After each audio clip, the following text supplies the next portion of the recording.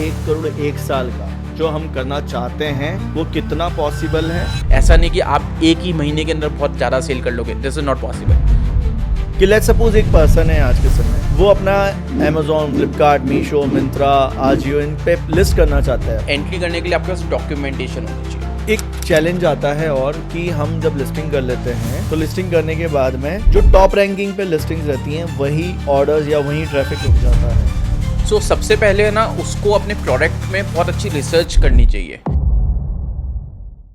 आज मेरे साथ में एक ऐसी शख्सियत है जो कि लास्ट 10 इयर्स से ई कॉमर्स इंडस्ट्री में सेलर्स की मदद कर रहे हैं। आज आप इस पॉडकास्ट में बहुत सारी ऐसी बातें सीखेंगे कि e commerce market, quick commerce market, साथ ही साथ सोशल कॉमर्स कैसे करना है और आप एटलीस्ट 1 करोड़ का प्रॉफिट कैसे बनाएंगे ऑनलाइन अगर आप बिजनेस करते हैं तो।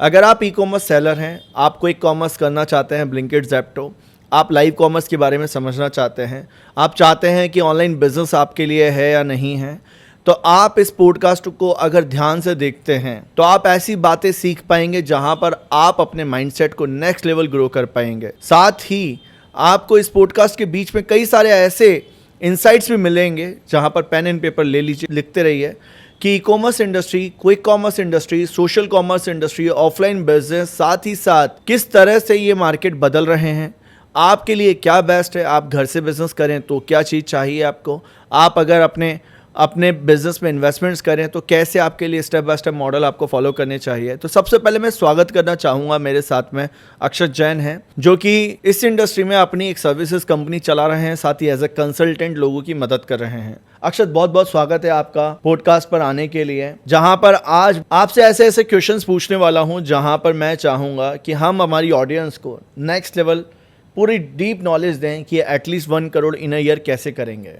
बिल्कुल बिल्कुल। सो ऑडियंस आपके बारे में जानना चाहती है कि कैसे आपकी जर्नी की स्टार्टिंग हुई, एटलीस्ट आपने कितने लोगों की मदद करी है इस जर्नी में, क्या टर्निंग पॉइंट था कि आपने ये मदद करने का सोचा लोगों को? तो सबसे पहले मैं आपको मेरे बारे में बता देता हूँ और ऑडियंस को भी मेरे बारे में बता देता हूँ। मेरा नाम अक्षत जैन है। मैं पिछले इस इंडस्ट्री में अप्रॉक्सीमेटली 10 ईयर्स से हूँ। मैं पहले अमेज़ॉन में ही काम करता था, वहीं से मैंने सब चीज़ें सीखी, टिप्स एंड ट्रिक्स, सारा प्रोसेस वहाँ से सीखा और सीखने के बाद मैंने उसको एग्जीक्यूट करा। पहले मैंने मेरा खुद का सेलर अकाउंट क्रिएट करा, वहाँ पे देखा कि क्या रिजल्ट्स सही में आ रहे, जो सीखा वो प्रैक्टिकल है, रिजल्ट्स आ सकते हैं। देन जब मेरे को वेरीफाई हो गया, मेरे को कंफर्मेशन हो गया, मेरे को एक कॉन्फिडेंस आ गया कि now we can do this thing. अब नाउ हम लोगों के अकाउंट को मैनेज कर सकते हैं, उनको कंसल्ट कर सकते हैं और उनका प्रॉपर एक गाइडेंस बन के प्रॉपर चीज़ें सेट कर सकते हैं। देन उस कॉन्फिडेंस आने के बाद फिर थोड़े टाइम बाद, कुछ सालों बाद, मतलब 2018 के अंदर, 2015 में स्टार्ट किया था, 2016 में अमेज़ॉन छोड़ दिया, 17 में चेक करा, टेस्ट करा, 2018 में अमेज़ॉन के साथ जुड़े, 8 ईयर्स बने और 2018 के अंदर ही, क्योंकि अमेज़ॉन की इंटरनल नॉलेज भी आ गई थी और एक्सटर्नल नॉलेज भी आ गई थी कि कैसे एक्चुअली में काम करना है। क्योंकि एक नॉलेज से क्या होता है, आप 100% नहीं हो पाते कि भाई आपको सब कुछ ही आ गया। तो 2018 के अंदर अमेज़ॉन में 8 ईयर्स बने। 2018 के अंदर ही अमेज़ॉन से अवार्ड मिला 8 ईयर्स ऑफ द ईयर का, Amazon trend e commerce specialist. वो अवार्ड मिलने के बाद देन अगेन पूरी जर्नी जो है वो चेंज हो गई। बहुत सारे लोग आए, रेफरेंसेस आए, सारा चेंज हुआ, उनके अकाउंट्स में एग्जीक्यूशंस करा, उनके अकाउंट में इम्प्लीमेंटेशन करा एंड देन रिजल्ट्स आए काफ़ी। फिर अमेज़ॉन के बाद में आपने कौन कौन से पोर्टल्स पे ऑनबोर्ड करना शुरू करा और कहाँ से कितने सेलर्स आपको मिलते रहे, कैसे जर्नी रही है अकाउंट होल्डिंग की? सो उसके बाद आना, हमने 2018 के अंदर बहुत सारे सेलर्स और बहुत सारे ब्रांड बिल्डिंग में हेल्प आउट करी और आज की डेट में भी कर रहे हैं अलग अलग मार्केट प्लेसेस में, like Amazon, Flipkart, Myntra, Ajio, Myntra lux, Ajio lux, Nykaa, quick commerce. Even आज की डेट में क्विक कॉमर्स, क्योंकि मार्केट का ट्रेंड क्विक कॉमर्स की तरफ जा रहा है, तो वहाँ पे भी onboarding plus management plus boosting plus training, ये सब चीज़ें हमने करी। और मैंने इसमें सबसे बड़ी जो प्रॉब्लम आइडेंटिफाई करी ना लोगों की, वो यही थी कि जब ऑनलाइन सब सेलर्स स्टार्ट कर रहे थे ऑनलाइन काम करना, तो उसमें से 100 में से 50 लोग पहले ही साल बंद करके चले जाते थे। तो मैंने एक मिशन बनाया, मैंने एक लक्ष्य बनाया। आज की डेट में मेरा लक्ष्य है कि जो बंद करके जाए ना, वो ऑनलाइन में बंद नहीं करे अपने बिजनेस को। जिन चीज़ों के कारण वो बंद कर रहे हैं, वो उनके साथ वापस रिपीट ना हो। बिकॉज जो भी अगर बिजनेस बंद कर रहा है, इट मीन्स उसको कहीं ना कहीं लॉस हुआ होगा, और लॉस होने के कारण वो अपना बिजनेस बंद कर रहा है। तो ये जो लोगों के मोस्ट ऑफ द सिनेरियो रहते हैं इस ई कॉमर्स इंडस्ट्री में, तो आज इस जर्नी को जब आपने शुरू करा था एक जो सेलर था फर्स्ट सेलर से लेके कि जिसकी उसकी सेल आती होगी, मान लीजिए एक सपोज 1,000 रुपये, आज हाईएस्ट सेल पर्सन आपके पास में कितना सेल कर रहा है जो एज अ सेलर आपके साथ में जुड़ा हुआ है पर डे की सेल? जब हमने स्टार्ट किया था, वही स्टार्टिंग में जब हमने स्टार्ट किया था तो एक दिन की 1,000 रुपये की सेल से हमने एक सेलर स्टार्ट किया था, और आज की डेट में हम जो मैनेज कर रहे हैं जिनके अकाउंट, उनकी पर डे की सेल्स 40 टू 50 लाख रुपीज़ तक है। मतलब कि आपके पास में ऐसे ऐसे सेलर्स हैं जिनकी 40 लाख रुपए पर डे की सेल है। पर डे की सेल्स है। ग्रेट। सो ये सेशन आपके लिए एक नेक्स्ट लेवल रहने वाला है। आप ये समझते चलें कि अभी कितना कुछ आपको जानना बाकी है, सीखना बाकी है, क्योंकि ये जो हैक है 45 lakh rupees in a day, क्या ऐसे इम्प्लीमेंटेशन करे हुए हैं उन सेलर्स ने जो कि आप सीखने वाले हैं। तो अब हमें ना इसको आगे समराइज़ करते हैं। बहुत अच्छा लग रहा है मुझे समझना कि यार आपके पास में इतना नॉलेज है, इतना सारे लोग बैठे हैं आपके पास में जो कि इतना सेल कर रहे हैं इन अ डे।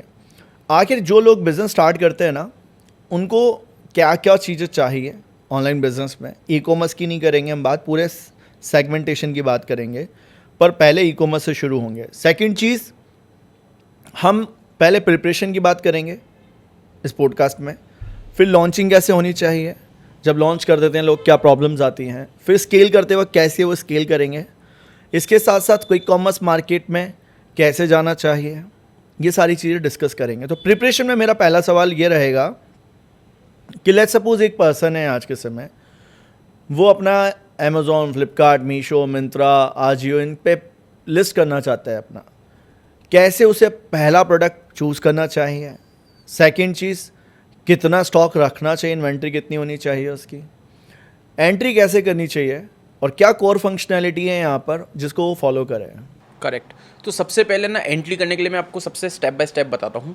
सबसे पहला पॉइंट ये कि एंट्री करने के लिए आपके पास डॉक्यूमेंटेशन होनी चाहिए, लीगल डॉक्यूमेंटेशन होनी चाहिए। सबसे पहले जीएसटी सर्टिफिकेट होना चाहिए, एक बैंक अकाउंट होना चाहिए, पैन कार्ड होना चाहिए। ठीक है, जो कि सबके पास होता ही है। जीएसटी सर्टिफिकेट आने में करीब 15 से 20 दिन लगते हैं, ईजिली मिल जाता है। और अगर आपको ब्रांड बिल्डिंग करनी है तो मैं स्टार्टिंग में सबको एक ही सजेशन देता हूँ कि आप ट्रेडमार्क भी अप्लाई कीजिए।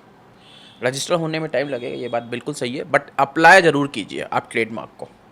तो अपन ने डॉक्यूमेंटेशन कर लिया, ट्रेडमार्क ले लिया। ट्रेडमार्क लेने के बाद सबसे पहली बात है कि आप आपको कैटेगरी सिलेक्शन करनी है। जीएसटी और ट्रेडमार्क लेने से पहले भी कैटेगरी दिमाग में होनी चाहिए। कैटेगरी कैसे सेलेक्ट करनी होती है? निश को टारगेट करना होता है। आज की डेट में और पहले की डेट में कंपैरिजन में ई कॉमर्स इंडस्ट्री बहुत चेंज हो चुकी है। पहले क्या होता था, बहुत सारे सेलर्स मल्टीपल कैटेगरीज में बिजनेस करते थे, मल्टीपल प्रोडक्ट्स में बिजनेस करते थे, ज़्यादा प्रोडक्ट्स लाते थे, ज़्यादा सेल होती थी। बट आज की डेट में ना ट्रेंड चेंज हो चुका है। आज की डेट में कंपनीज वो बन रही है जो ना 2-2, 4-4 प्रोडक्ट लेकर आ रही है मार्केट में और उनको अपना टॉप सेलिंग प्रोडक्ट बना रही है, हाई सेलिंग प्रोडक्ट्स बना रही है। ब्रांड जो है उनको अपना हीरो प्रोडक्ट्स बना रही है और कम प्रोडक्ट्स के अंदर ज़्यादा मार्केट प्लेसेस में लॉन्च होके अपने बिजनेस को स्केल अप कर रहे हैं। होता क्या था इसके पीछे रीज़न, अगर मैं मान लेते हैं आज 100 प्रोडक्ट लेकर आ रहा हूँ, उसमें से चलेंगे 20 ही, 80 नहीं चलेंगे। वो जो 80 नहीं चलेंगे उनका भी मेरे को स्टॉक रखना पड़ता था, तो मेरी स्टॉक रखने का जो प्रोसेस था वो इंक्रीज़ हो गया। उसके साथ साथ मेरा इन्वेस्टमेंट इंक्रीज़ हो गया। तो ये गलतियाँ बहुत सारे लोग करते थे, इसको चेंज करने आज भी बहुत सारे लोग करते हैं। बहुत सारे मल्टीपल प्रोडक्ट्स ले आते हैं, मल्टीपल साइजेस ले आते हैं, मल्टीपल कलर्स ले आते हैं, मल्टीपल वेरिएशंस ले आते हैं। उससे सबसे बड़ी प्रॉब्लम क्या होती है, वो प्रोडक्ट जो है वो चल नहीं पाता, और जो प्रोडक्ट नहीं चल पाता वो डेड हो जाता है। डेड हो जाता है तो डेड स्टॉक हो जाता है, डेड इन्वेंट्री हो जाती है। इन्वेंट्री डेड होने के कारण बाकी की बहुत सारी दिक्कतें आती है। तो सबसे पहले हम यही सजेस्ट करते हैं, कैटेगरी ऐसी रखिए जिसके अंदर आप अपनी निश को ही टारगेट करें। फॉर एग्जांपल आपको शूज़ सेल करने हैं तो शूज़ में भी आप सिर्फ फॉर्मल शूज़ ही सेल कीजिए। ये फॉर्मल शूज़ की पहले ब्रांड बनाइए आप अपना। स्पोर्ट्स शूज़ करना चाहते हैं स्पोर्ट्स ही कीजिए, कैजुअल करना चाहते हैं कैजुअल वेयर ही शूज़ कीजिए। उसके अंदर अलग अलग कलर्स लाइए, उसके अंदर अलग अलग डिज़ाइंस लाइए, उसके अंदर कुछ यूनिक लाइए, कुछ अच्छा लाइए जो मार्केट का डिमांड में। उस टाइप के प्रोडक्ट्स को आइडेंटिफाई करके उससे स्टार्ट कीजिए और उसको ई कॉमर्स में ऑनलाइन लेकर आइए, ऑनलाइन प्रेजेंस दिखाइए, मार्केटिंग कीजिए और बूस्ट अप कीजिए। सो इसका मतलब ये हुआ कि पहले माइक्रो निश सिलेक्शन करना है और फिर वहाँ पर अपना टारगेटेड ब्रांड बनाना है। करेक्ट। कितना स्टॉक एटलीस्ट होना चाहिए एक लिस्टिंग को करने के लिए? कितना स्टॉक चाहिए, कितनी इन्वेंट्री उसके बाद में पर्टिकुलर एसकेयूज में रहनी चाहिए? क्योंकि यहाँ पर कोई प्रोडक्ट सोर्स करके करे या सिर्फ अपने खुद की इन्वेंट्री मैनेज करके करे, क्योंकि अगर वो प्रोडक्ट सोर्स करेगा तो उसके कुछ इश्यूज आ सकते हैं, लाइक टाइम पे डिलीवरी नहीं होगी, वेंडर से फ़ोटोज़ लिए और अपग्रेड कर दिया वहाँ पर। क्या तरीका सही है यहाँ पर? यहाँ पे सबसे बेस्ट तरीका ये होता है कि आप ना प्रोडक्ट को पहले सेलेक्ट कीजिए। अगर आपका प्रोडक्ट वो चलने लग गया, पहले आप मार्जिन्स पे फोकस मत कीजिए, सबसे पहले आप उसको चलाने पे फोकस कीजिए। अगर वो प्रोडक्ट आपका चलने लग गया, हो सकता है आपको स्टार्टिंग में जब खरीदने जा रहे हो तो महंगा पड़ रहा हो, ठीक है, कोई दिक्कत नहीं, स्टार्टिंग में हो सकता है आपको प्रॉफिट ना हो रहा हो, ये भी हो सकता है, बट आप उस पर भी फोकस मत कीजिए। फोकस क्या कीजिए कि आपका प्रोडक्ट सेल होना चाहिए, उसमें सेल आनी चाहिए। अगर वो एक बार बिकने लग रहा है, देन फिर दिमाग लगाइए बाद के अंदर कि मैं इसकी क्वांटिटी परचेस करता हूँ तो मेरे को कम प्राइस में कैसे मिलना चाहिए। लोग क्या करते हैं, पहले दिन ही जाते हैं और बोलते हैं कि भाई मेरे को कम प्राइस में चाहिए। पहले दिन जाएंगे, कम प्राइस में मिल ही नहीं सकता जब तक क्वांटिटी नहीं होगी। अगर आज मैं किसी प्रोडक्ट की 10 क्वांटिटी खरीदूँ और उसी की मैं 100 क्वांटिटी खरीदूँ तो रेट में बहुत डिफरेंस आएगा। तो पहले दिमाग क्या लगाना चाहिए, फोकस क्या होना चाहिए, बिकना चाहिए। अगर एक बार बिकने लग गया, कॉन्फिडेंस आ गया, उसके बाद आप उसकी परचेजिंग पे जाइए, टॉप परचेजिंग पे जाइए, हाई परचेजिंग पे जाइए। तो इसका मतलब अगर प्रोडक्ट सोर्सिंग करनी है तो अपने को सबसे पहले लिस्टिंग में ये फोकस करना है कि एटलीस्ट ऑर्डर रिफ्लेक्शन होने चाहिए। करेक्ट। अभी जैसे प्रॉब्लम क्या आती है ना, ये भी एक ठीक है, यहाँ तक मैं प्रॉब्लम्स की बात तो चैलेंजेस की बात इसलिए कर रहा हूँ क्योंकि जो भी D2C business owners, e commerce sellers देखेंगे या जो करना चाहते हैं उन लोगों को एक क्लैरिटी मिले। तो मैं आपके पर्सपेक्टिव से हर एक छोटी से छोटी चीज़ पूछूंगा। एक चैलेंज आता है और कि हम जब लिस्टिंग कर लेते हैं तो लिस्टिंग करने के बाद में जो टॉप रैंकिंग पे लिस्टिंग्स रहती हैं वही ऑर्डर्स या वहीं ट्रैफिक तक वहीं तक रुक जाता है। ऐसा जो सेलर है जो अभी तक कुछ भी नहीं कर पा रहा है, जिसने सिर्फ लिस्टिंग करके रख दी है, उसको ऑर्डर रिफ्लेक्ट करने के लिए क्या टेक्निक्स, क्या स्ट्रेटजीज़ लगानी चाहिए ताकि उसके पास में ऑर्डर्स आए? सबसे पहले ना उसको अपने प्रोडक्ट में बहुत अच्छी रिसर्च करनी चाहिए कि मार्केट के अंदर क्या प्रॉब्लम है और कौन सी प्रॉब्लम वो प्रोडक्ट में सॉल्व हो रही है, या फिर क्या आउट ऑफ द बॉक्स वो लेकर आए। Out of the box in the sense कि अगर फॉर एग्जांपल मैं साड़ी बेच रहा हूँ और मेरे जैसे साड़ी बेचने वाले लाखों लोग ऑलरेडी ऑनलाइन बेच रहे हैं, तो मैं ऐसा क्या लाऊं साड़ी के अंदर, या मैं अपने प्रोडक्ट में क्या ऐसा यूएसपी रखूँ जो और लोगों से हट के हो या उनसे अलग हो। अब जैसे साड़ी के अंदर होती है कांजीवरम साड़ीज़ के अंदर ही होती है अपनी बनारसी साड़ीज़, सिल्क साड़ीज़, ये डिफरेंट टाइप की साड़ीज़ होती है। तो अपन क्या काम कर सकते हैं, जैसे मान लो मेरे को ब्रांड स्टार्ट करना है तो मैं क्या करूँगा, मैं सिल्क साड़ीज़ पे काम करूँगा सिर्फ, कि मैं सिर्फ सिल्क साड़ी ही बेचूंगा और उसकी एक प्राइस रेंज रहूँगा। अब मैं जिस भी मैन्युफैक्चरर, जिस भी होलसेलर के पास जाऊँगा उसको ये नहीं बोलूँगा कि मेरे को साड़ी दिखाओ, उसको मैं क्या बोलूँगा, सिल्क साड़ी ही दिखाओ। और उस सिल्क साड़ी के अंदर मैं डिज़ाइन पे फोकस करूँगा और अपनी लिस्टिंग पे फोकस करूँगा कि मेरी लिस्टिंग जो है वो यूनिक हो, वो अच्छी दिखे। लिस्टिंग अच्छी कैसे दिखेगी, उसकी इमेजेस अच्छी होए, इन्फोग्राफिक इमेजेस होए, वीडियोस होए, मॉडल शूट बहुत अच्छा होए, A+, मतलब अमेजोन पे A+ होता है, फ्लिपकार्ट में A+ होता है, A+ कंटेंट बहुत अच्छा है, और उसके बाद उसकी डिटेलिंग, मतलब डिस्क्रिप्शन, उसका टाइटल, ये सब कुछ बहुत अच्छा हो, जिससे प्रोडक्ट के डिटेलिंग जितनी अच्छी होगी, जितना अच्छा प्रोडक्ट दिखेगा उतना ही ज़्यादा वो बिकेगा। फिर मैटर क्या करता है, बहुत से लोग बोलते हैं अगर मैं सस्ता बेचूंगा तो मेरा ज़्यादा बिक जाएगा। उस पर फोकस मत कीजिए। आप अगर कोई एग्जांपल कोई चीज़ 800 रुपये की बेच रहा है, आप उसको 10% ज़्यादा रेट में बेचिए, लेकिन आप उसकी वैल्यू उतनी दिखाइए कि वो 900 रुपीज़ में बिके। आप अपने प्रोडक्ट की वैल्यू इस तरह से क्रिएट कीजिए। तो डिस्प्ले जितना अच्छा रखोगे आप अपने प्रोडक्ट का, वही बात है ना, जितना अच्छा दिखता है उतना ही अच्छा बिकता है। ये तो एक बात आ गई कि हाँ ठीक है, हम उस लिस्टिंग के कंपैरिजन में उतनी क्वालिटी में वीडियोस या फोटोज़, इमेजेस लगा दें, पर फिर भी ट्रैफिक वहीं पर रुक जाता है। तो क्या और हैक्स है जिसको यूज़ कर सकता है कोई भी सेलर, जिसमें आप कह रहे हैं कि मेरे पास में 45 लाख रुपए डे इन अ सेलर है जिसके अकाउंट में मैनेज कर रहा हूँ, वहाँ तक लेकर गए, और एक पर्सन है जिसको 10,000 की सेल नहीं मिल रही, तो क्या इम्प्लीमेंटेशंस करेगा वो? तो यहाँ पे क्या होता है, अगर आपका ब्रांड थोड़ा सा इंक्रीज़ हो गया तो आप ऑनलाइन ई कॉमर्स इंडस्ट्री में वेंडर बन सकते हैं। वेंडर बनने के बाद क्या होता है इसमें, यदु भाई, अगर आप वेंडर बन गए ना, वेंडर होते हैं कुछ लाइक अमेजोन पे वेंडर होता है, फ्लिपकार्ट पे वेंडर होते हैं, कंपनी आपसे डायरेक्ट परचेज करने लग जाती है प्रोडक्ट। जब आपको POs आने लग जाते हैं ना, आपकी सेल्स और आपकी विजिबिलिटी इंक्रीज़ हो जाती है। जैसे फॉर एग्जांपल वेंडर का ही मैं आपको बात बताता हूँ।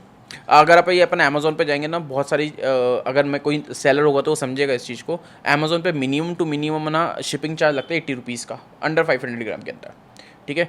बहुत से ऐसे आइटम्स होते हैं अमेजोन पे ही जो 80 रुपीज़ 90 रुपीज़ में सोल्ड होता है फ्री डिलीवरी के साथ।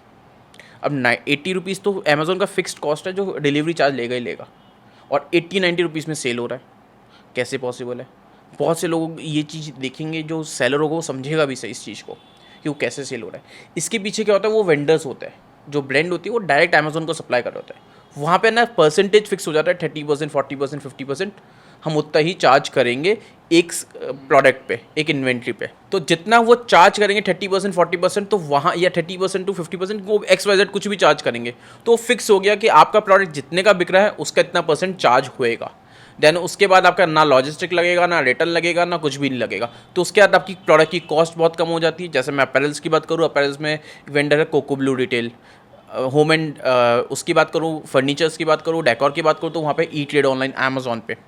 अगर मैं बात करूँ इलेक्ट्रॉनिक्स की, तो वहाँ पे क्लिक टेक रिटेल है। तो ऐसे बहुत सारी ब्रांड्स है। जैसे मैं आपको एग्जांपल दूँ, बोट भी डायरेक्ट नहीं सेल करता, वो भी वेंडर के थ्रू सेलिंग करता है।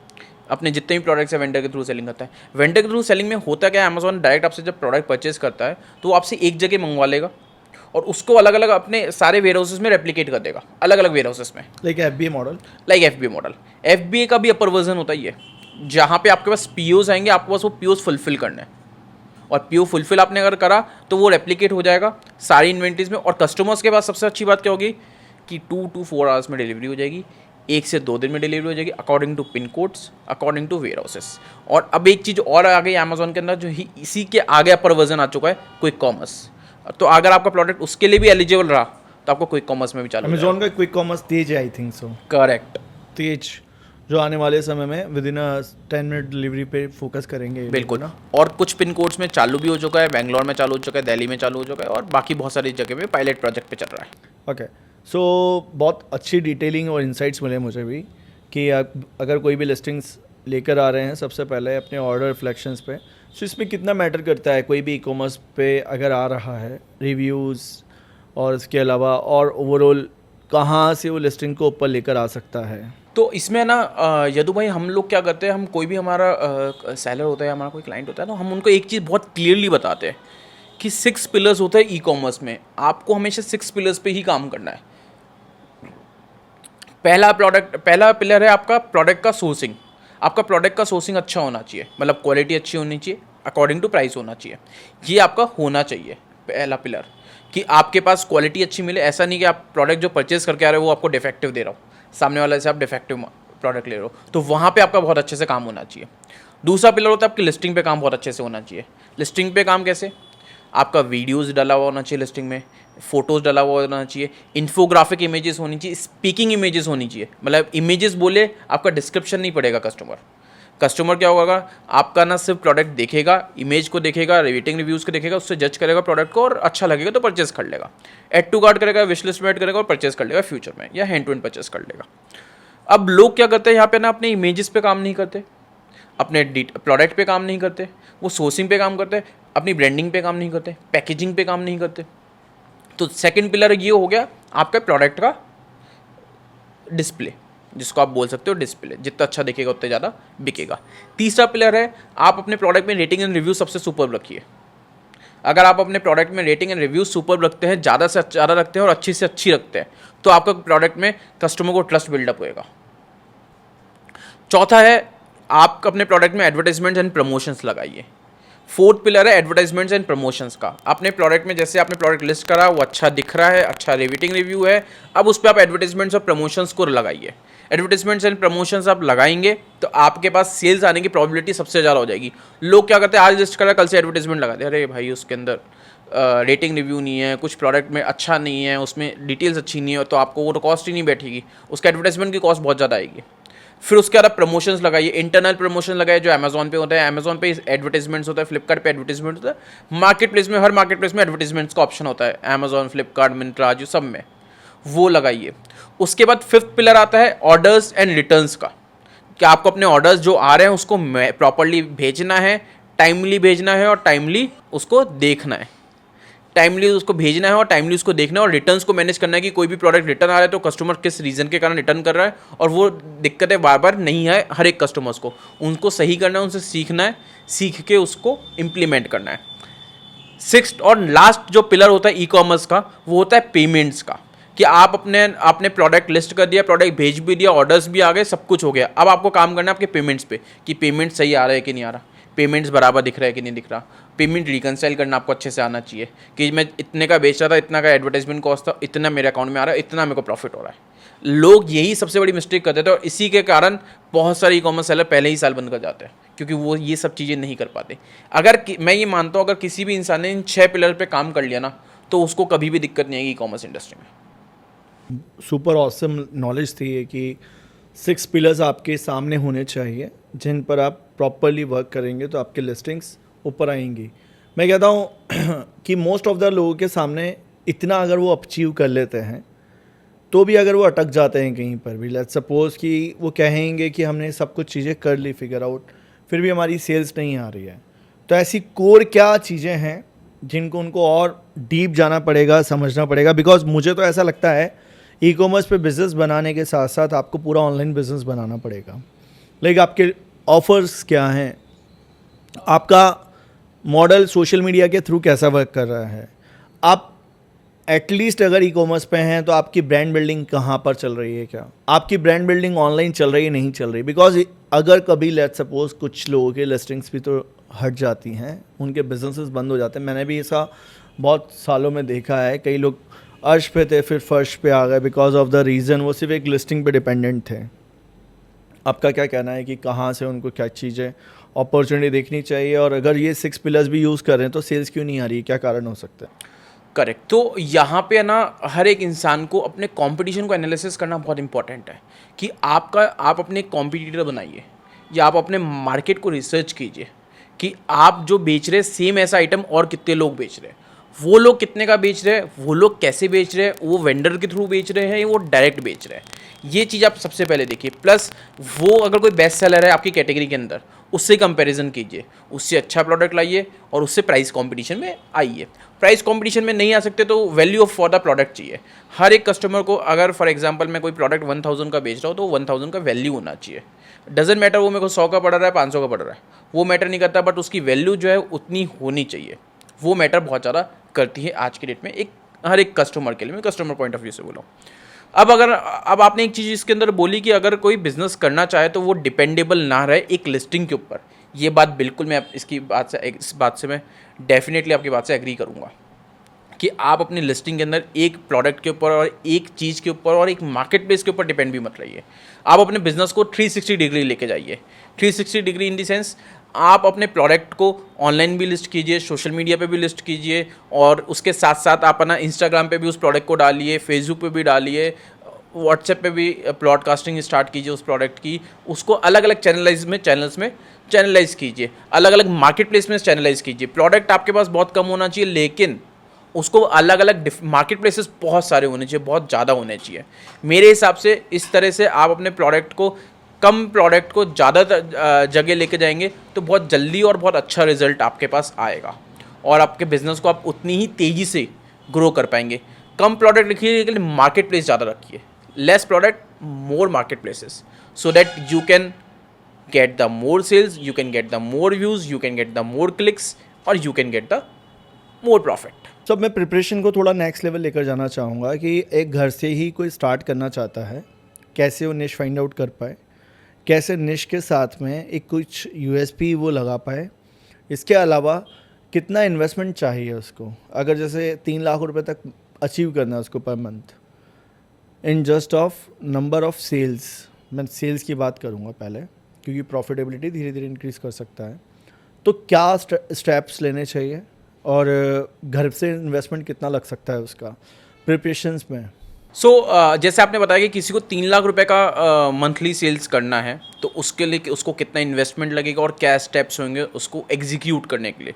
सबसे पहले तो उसको है ना प्रोडक्ट्स को परचेज करना पड़ेगा। डिपेंड करता है कि वो कितने उसकी ASP आ रही है, एवरेज सेलिंग प्राइस उसकी कितनी आ रही है।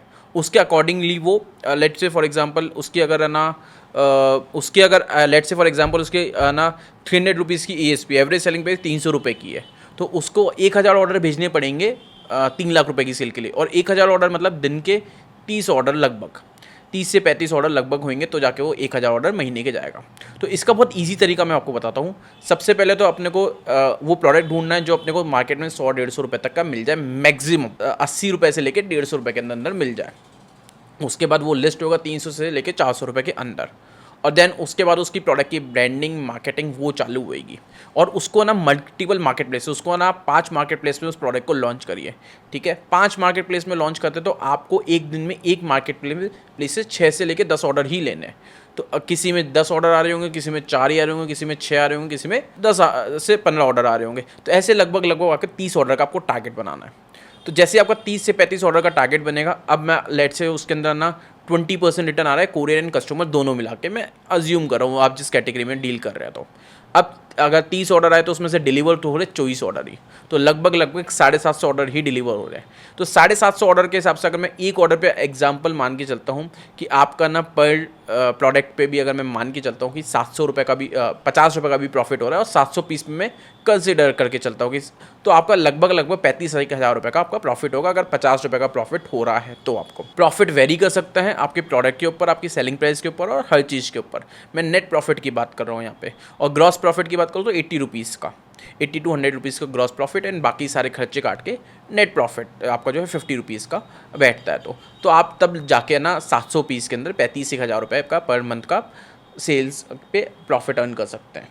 300 ऑर्डर पे, मतलब 1,000 ऑर्डर पे 3 लाख की सेल्स पे। तो 1000 पे 300 का आपका ऑन एन एवरेज मैं एवरेज ले रहा हूँ, अब वो डिपेंड करता है आपका, अगर वो प्रोडक्ट किस प्राइस का है। 50 रुपये से लेके 150 रुपये तक के अंदर ही आइटम होना चाहिए, इससे ज़्यादा नहीं चाहिए। और डिपेंड ये भी करता है आप किस मार्केट प्लेस पे बेच रहे हो। चलो कोई कॉस्टली प्रोडक्ट रख लेता है 3,000 रुपये का, तो उसको 100 प्रोडक्ट का सेल्स चाहिए, उसको 100 प्रोडक्ट का सेल पर मेन मार्जिन क्या सच में इतना है कमीशंस काटने के बाद में जितना आपने बताया, क्योंकि कंपटीशन भी आ जाता है फिर वहाँ पर। तो वहाँ कंपटीशन आने के साथ साथ मार्जिन्स में एक लिस्टिंग पे डिपेंडेंसी नहीं होनी चाहिए, आई थिंक सो। उसमें मल्टीपल ऑर्डर सिस्टम्स रहने चाहिए, लाइक मल्टीपल लिस्टिंग्स। सेकंड चीज़, ऑर्डर सिस्टम्स में आपके, अगर आप अमेज़ॉन ही कर रहे हो तो you need to place your product on Flipkart, Myntra, या जो भी आपका कैटेगरी होगा। लाइक मिंत्रा जब होगा जब आपका फैशन होगा, और मिंत्रा आज की डेट में home and decor, home and kitchen में भी बहुत बूम कर रहा है। नहीं तो मीशो पे आप लिस्ट करेंगे। सो ओवरऑल अभी देखा जाए तो मल्टीपल आपके पास में लिस्टिंग्स होने चाहिए जो समराइज़ करें यहाँ तक की जो भी डिस्कशन रही है। 6 फार्मूलाज आपकी जो फाउंडेशन है, पिलर्स, वो फॉलो करने चाहिए आपको। और एक डिपेंडेंसी अभी अब देखेंगे प्रिपरेशन में लोगों के सामने रहती है, listing and then business boom हो जाता है। कुछ ना कुछ लिस्टिंग्स में दिक्कत आती हैं या कभी ना कभी उसका आउट ऑफ स्टॉक होता है, लिस्टिंग गिरती हैं। क्या ऐसा सही है? देखिए, ये यहाँ पे क्या होता है, बहुत से सेलर्स है ना गलती करते हैं, उन्हें पॉलिसीज़ का नॉलेज नहीं होती है, और वो पॉलिसी नॉलेज नहीं होने के कारण लिस्टिंग ब्लॉक हो जाती है, लिस्टिंग डीएक्टिवेट हो जाती है, लिस्टिंग्स इनएक्टिव हो जाती है। उसके पीछे मल्टीपल रीजंस हो सकते हैं। अभी तो अपन उन डिटेल के बारे में नहीं जा सकते क्योंकि बहुत लंबी चीज़ हो जाएगी वो। बट आपको ना अगर सही में बिजनेस करना है तो आपको knowledge is the first thing जो आपको प्रॉपरली लेनी है कि भाई किस किस पॉलिसी चलती है, कौन कौन से मार्केट प्लेस पे चलती है। अब यहाँ पे क्या होता है यदु भाई, सबसे बड़ी बात क्या होती है कि यहाँ पे ना आप अगर मल्टीपल मार्केट प्लेसेस में कर रहे हैं तो आपको हर मार्केट प्लेस की नॉलेज होनी चाहिए पॉलिसीज़ की, कि क्या क्या पॉलिसीज़ किस में चलती है। अब जैसे कुछ मार्केट प्लेसेस में फॉर एग्जांपल है ना फ़ोटोज़ चाहिए वाइट बैकग्राउंड में, कुछ में चाहिए आप किसी भी बैकग्राउंड में डाल सकते हैं, तो ये पता होना चाहिए। अगर आप वाइट बैकग्राउंड में नहीं डाल रहे तो दिक्कत है। इमेज का भी क्राइटेरिया होता है, इमेज भी इसी रिजोल्यूशन में होनी चाहिए, इतनी ही लेंथ और विड्थ इतनी होनी चाहिए, 1000 × 1000 पिक्सल्स होनी चाहिए। तो ये बहुत सारी ऐसी चीज़ें होती है जो हर एक सेलर को जाननी चाहिए, समझनी चाहिए। इसी के लिए हम क्या करते हैं, हम ना लोगों को एजुकेट भी करते हैं, हम सिखाते भी है, लाइव ट्रेनिंग देते हैं कि आप अपने बिजनेस को कैसे ग्रो कर सकते हैं ई कॉमर्स के अंदर ही, और सारी पॉलिसीज़ के साथ से सिखाते हैं और प्रैक्टिकल सिखाते हैं कि आपका प्रोडक्ट है, आपको ऐसे सोर्स करके इसको ऐसे लिस्ट करना है और ऐसे इसको सेल करना है। ये बात बिल्कुल सही है कि कंपटीशन आज की डेट में बहुत है, बट आपको एक बार कॉन्फिडेंस आ गया कि मेरा प्रोडक्ट बिक रहा है, देन सेकेंड लेवल आता है कि भाई कंपटीशन से भी कैसे फेस किया जाता है, कंपटीशन से भी कैसे बाहर निकलना है, और कंपटीशन को भी कैसे कॉम्पीट करना है। मतलब कंपटीशन है तो डिमांड है। मैं तो एक बात मानता हूँ कि आपका प्रोडक्ट दिखते ही बिकने लग जाता है। अगर कंपटीशन है ना तो फिर ज़्यादा अवेयरनेस फनल में आपको लेकर नहीं आनी पड़ती है।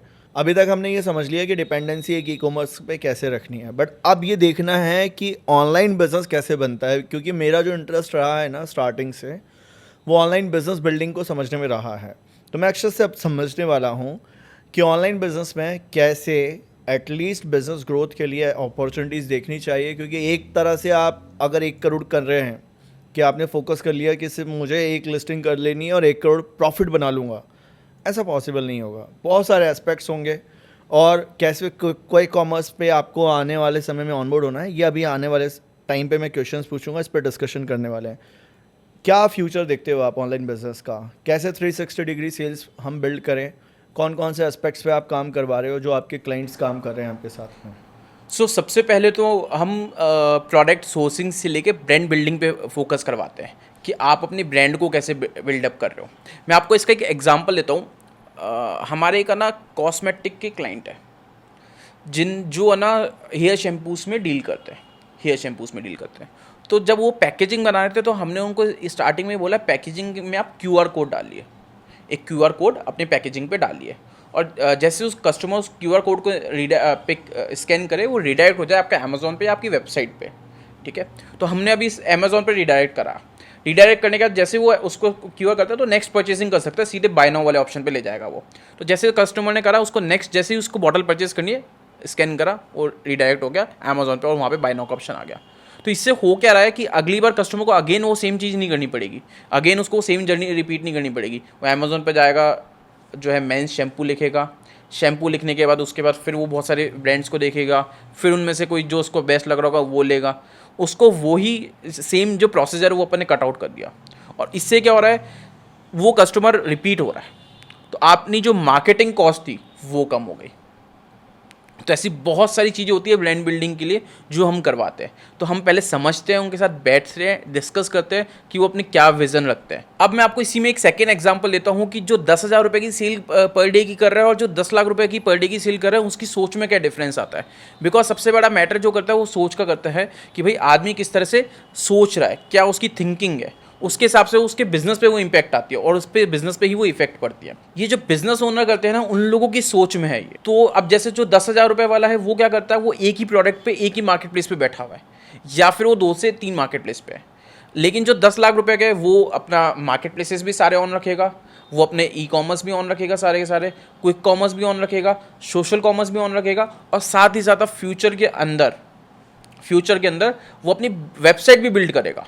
तो वो सारा का सारा प्रोसेस रन आउट करेगा, जिससे उसकी सेल जहाँ से भी आ सके, जहाँ से भी अपनी ब्रांड को बेच सकता है वो वहाँ पे करेगा। लेकिन जो 10,000 से 20,000 रुपये पर डे की सेल वाला होगा, वो हमेशा क्या सोचेगा, उसकी सोच हमेशा क्या रहेगी कि मैं अपने प्रोडक्ट को 1 से 2 जगह ही बेचूँ, और इसी कारण से वो अपने ब्रांड को बड़ा नहीं कर पाता और बिल्ड नहीं कर पाता। मतलब कि ऐसा हो गया यहाँ पर 360 डिग्री सेल्स फनल जो एग्जैक्टली चाहिए उनको, क्योंकि प्रोडक्ट तो नहीं बिकता एक बार में, ब्रांड बिकता है बाद में।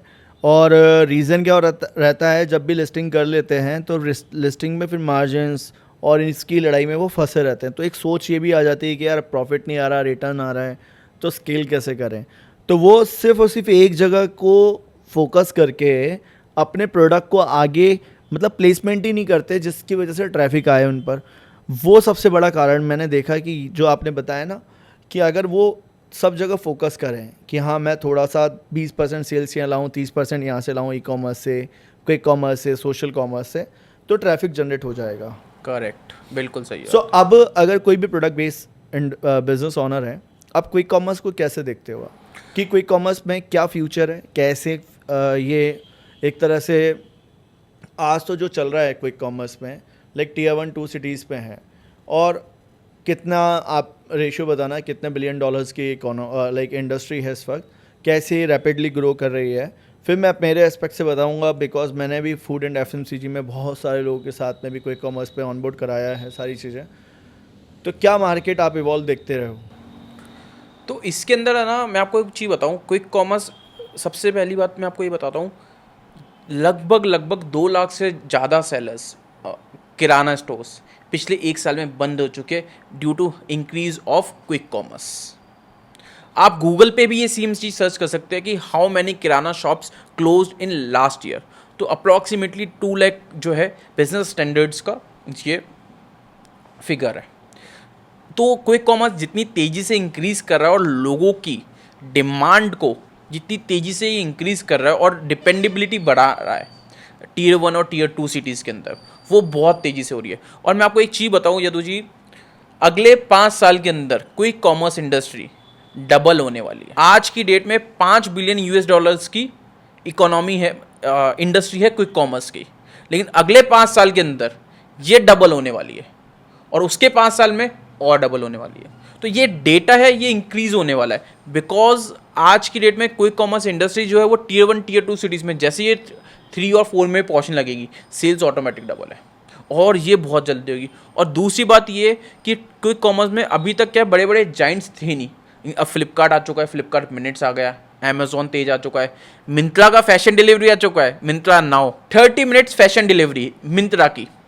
तो इससे क्या हो रहा है, इवॉल्व हो रहा है बहुत तेज़ी से। मैं आपको एक चीज़ बताता हूँ, थोड़े टाइम के अंदर क्विक कॉमर्स में निश टारगेटिंग भी होने लग जाएगी, निश में भी ब्रांड्स बनने लग जाएगी, निश में भी कंपनियाँ बनने जाएगी। ज्वेलरी की ही क्विक कॉमर्स बनेगी, शूज़ की ही क्विक कॉमर्स बनेगी। अगर आपको शूज़ खरीदने हैं तो पर्टिकुलर हमारी ही वेबसाइट, हमारी ही एप्लीकेशन से आके परचेज़ कीजिए। और ये देखना नियर फ्यूचर में होने वाला है। बहुत सारे लोग हैं इसमें के अंदर फंडिंग्स लेंगे, बहुत सारे नए नए स्टार्टअप्स आएंगे। जैसे ई कॉमर्स में आता है ना, नाइका कॉस्मेटिक में आया था, सिर्फ कॉस्मेटिक ही टारगेट कर रहा था। वैसे ही क्या होगा, मिंत्रा आया था स्टार्टिंग में फैशन में ही टारगेट कर रहा था, ओनली फैशन इंडस्ट्री। अगर किसी को फैशन खरीदना तो मिंत्रा पे जाता था। अमेजोन पे इलेक्ट्रॉनिक्स सबसे ज़्यादा बिकता था, इन बुक्स बहुत बिकती थी। तो वैसे ही देखना क्विक कॉमर्स में भी निश टारगेटिंग के बड़ी बड़ी ब्रांड्स बनने वाली है। जो सिर्फ फॉर एग्जांपल मेरे को ज्वेलरी करनी है तो मैं ज्वेलरी के लिए स्पेसिफिक स्टोर है, तो मेरे को ज्वेलरी के लिए मैं जाऊँगा उस एप्लीकेशन पर जाकर डायरेक्ट परचेज कर लूँगा। तो ये फ्यूचर में होने वाला है और बहुत तेज़ी से होने वाला है, बिकॉज कस्टमर बिहेवियर चेंज हो रहा है, परचेजिंग बिहेवियर। तो मनी लव स्पीड है, ओवरऑल हम इस पर रिसर्च कर रहे हैं पिछले 1 साल से। तो मैंने देखा क्विक कॉमर्स मार्केट में ना ऑप्शंस इतने सारे हो जाएंगे कस्टमर्स के पास में, तो रिटेल मार्केट पूरी तरह से ख़त्म होगा। अब पूरी तरह से ख़त्म होने का मतलब ऐसा नहीं है कि रिटेल्स नहीं रहेगा, बट एटलीस्ट जो फुटफॉल है ना अभी रिटेल काउंटर्स पे, चाहे आप ग्रॉसरी मार्केट में देख लो, जो मॉडर्न ट्रेड शॉप्स ओपन हुई, सुपर मार्केट्स, वहाँ कस्टमर धीरे धीरे कम होंगे। पहले तो रिलायंस फ्रेश, डी मार्ट जैसे आउटलेट्स आए, बट अब क्विक कॉमर्स आ रहा है। क्लोथिंग सेक्टर में भी बहुत सारे ऐसे कैटेगरीज़ हैं जो आज के समय तो दिख रही है हमें कि हाँ क्लोथिंग में नहीं आ पाएंगे, या पर होगा क्या कि with in 2 hours delivery step by step model तैयार हो जाएगा। जैसे एक शहर में एक आउटलेट खुलेगा और वहाँ से आप किसी भी आसपास में 2 आवर्स के डिस्टेंस में आप डिलीवरी कर सकते हो, फिर धीरे धीरे टाइम और कम होता रहेगा। तो इसमें कई सारे जो एस्पेक्ट्स हैं ना, पूरा गेम एक फॉलो हो रहा है, मनी लव स्पीड। अगर आप पैसे को कमाना चाहते हो तो आपको फास्ट डिलीवरी देनी पड़ेगी। कस्टमर्स का जो एक्सपीरियंस है उसको इतना जल्दी फास्ट कर दो जिससे कि वो आप ही से ख़रीदे और बार बार ख़रीदे। अब आती है बात कि क्या ये मार्केट जब इवॉल्व होगा तो ऑनलाइन बिजनेस में जो सेलर्स हैं, जो ई कॉमर्स पे बैठे हैं, वो ई कॉमर्स से क्विक कॉमर्स की तरफ कैसे आ सकते हैं, कितना चार्जेस लगता है क्विक कॉमर्स पे, और क्विक कॉमर्स का जो ओवरऑल अभी डार्क स्टोर्स में कितनी क्वांटिटी मिनिमम रख सकते हैं, सारे एस्पेक्ट्स पे आप बताओ कि आप जब ऑनबोर्ड करा रहे हो तो कितना समय लग रहा है ब्लिंकिट पे लोगों को लाने में, और कैसे क्या क्या डॉक्यूमेंटेशंस उनको चाहिए।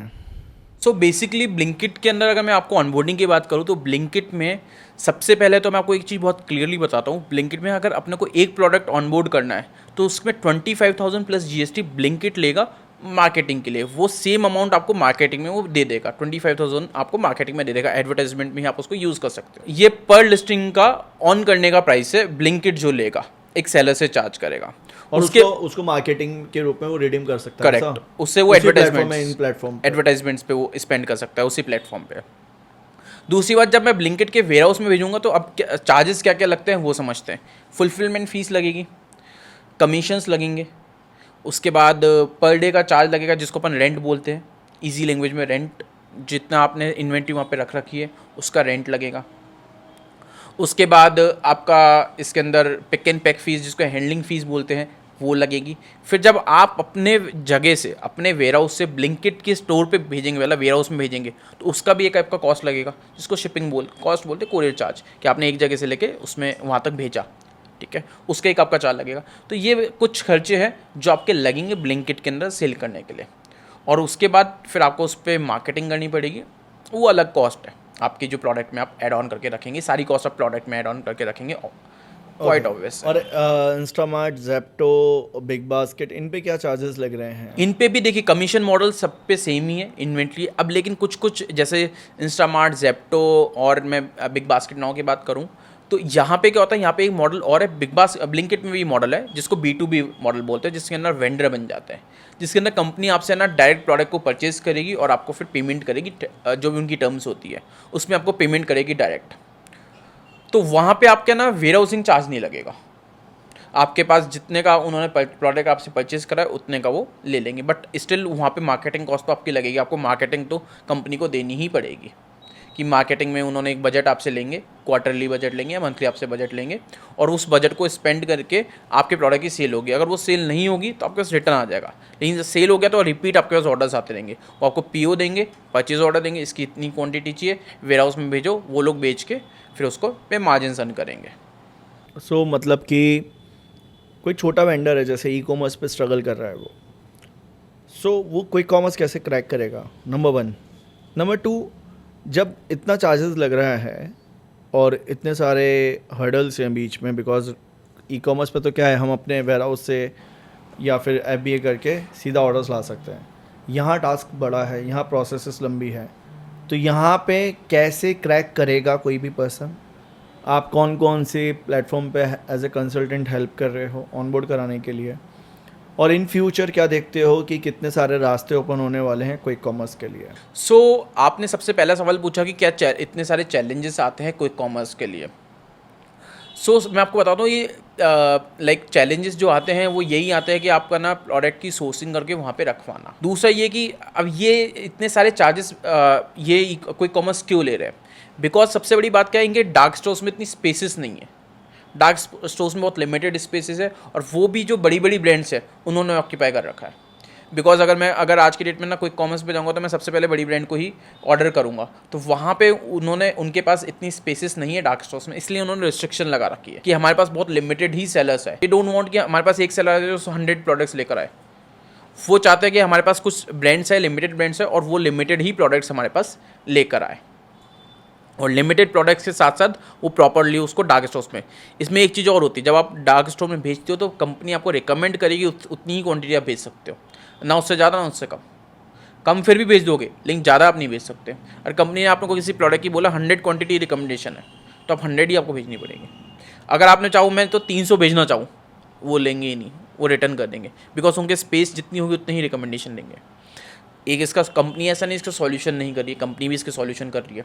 कंपनी भी अलग अलग डार्क स्टोर्स खोल रही है, अलग अलग वेयर हाउसेज ओपन कर रही है, एक ही सिटीज़ में मल्टीपल वेयर हाउसेज ओपन कर रही है, मल्टीपल डार्क स्टोर्स ओपन कर रही है, सेम सिटी के अंदर ही, सो दैट स्पेस का भी वो जो प्रॉब्लम है धीरे धीरे सॉल्व कर रही है कंपनी।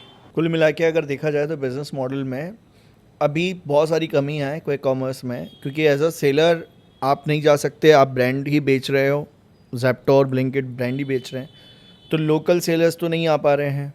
पर HUL जैसे कि Hindustan Unilever, Procter and Gamble FMCG market में है, जो कि है तो अपनी क्लोथिंग बेच रहा है, बिकॉज उन्होंने डायरेक्ट टाइप कर लिया इनसे।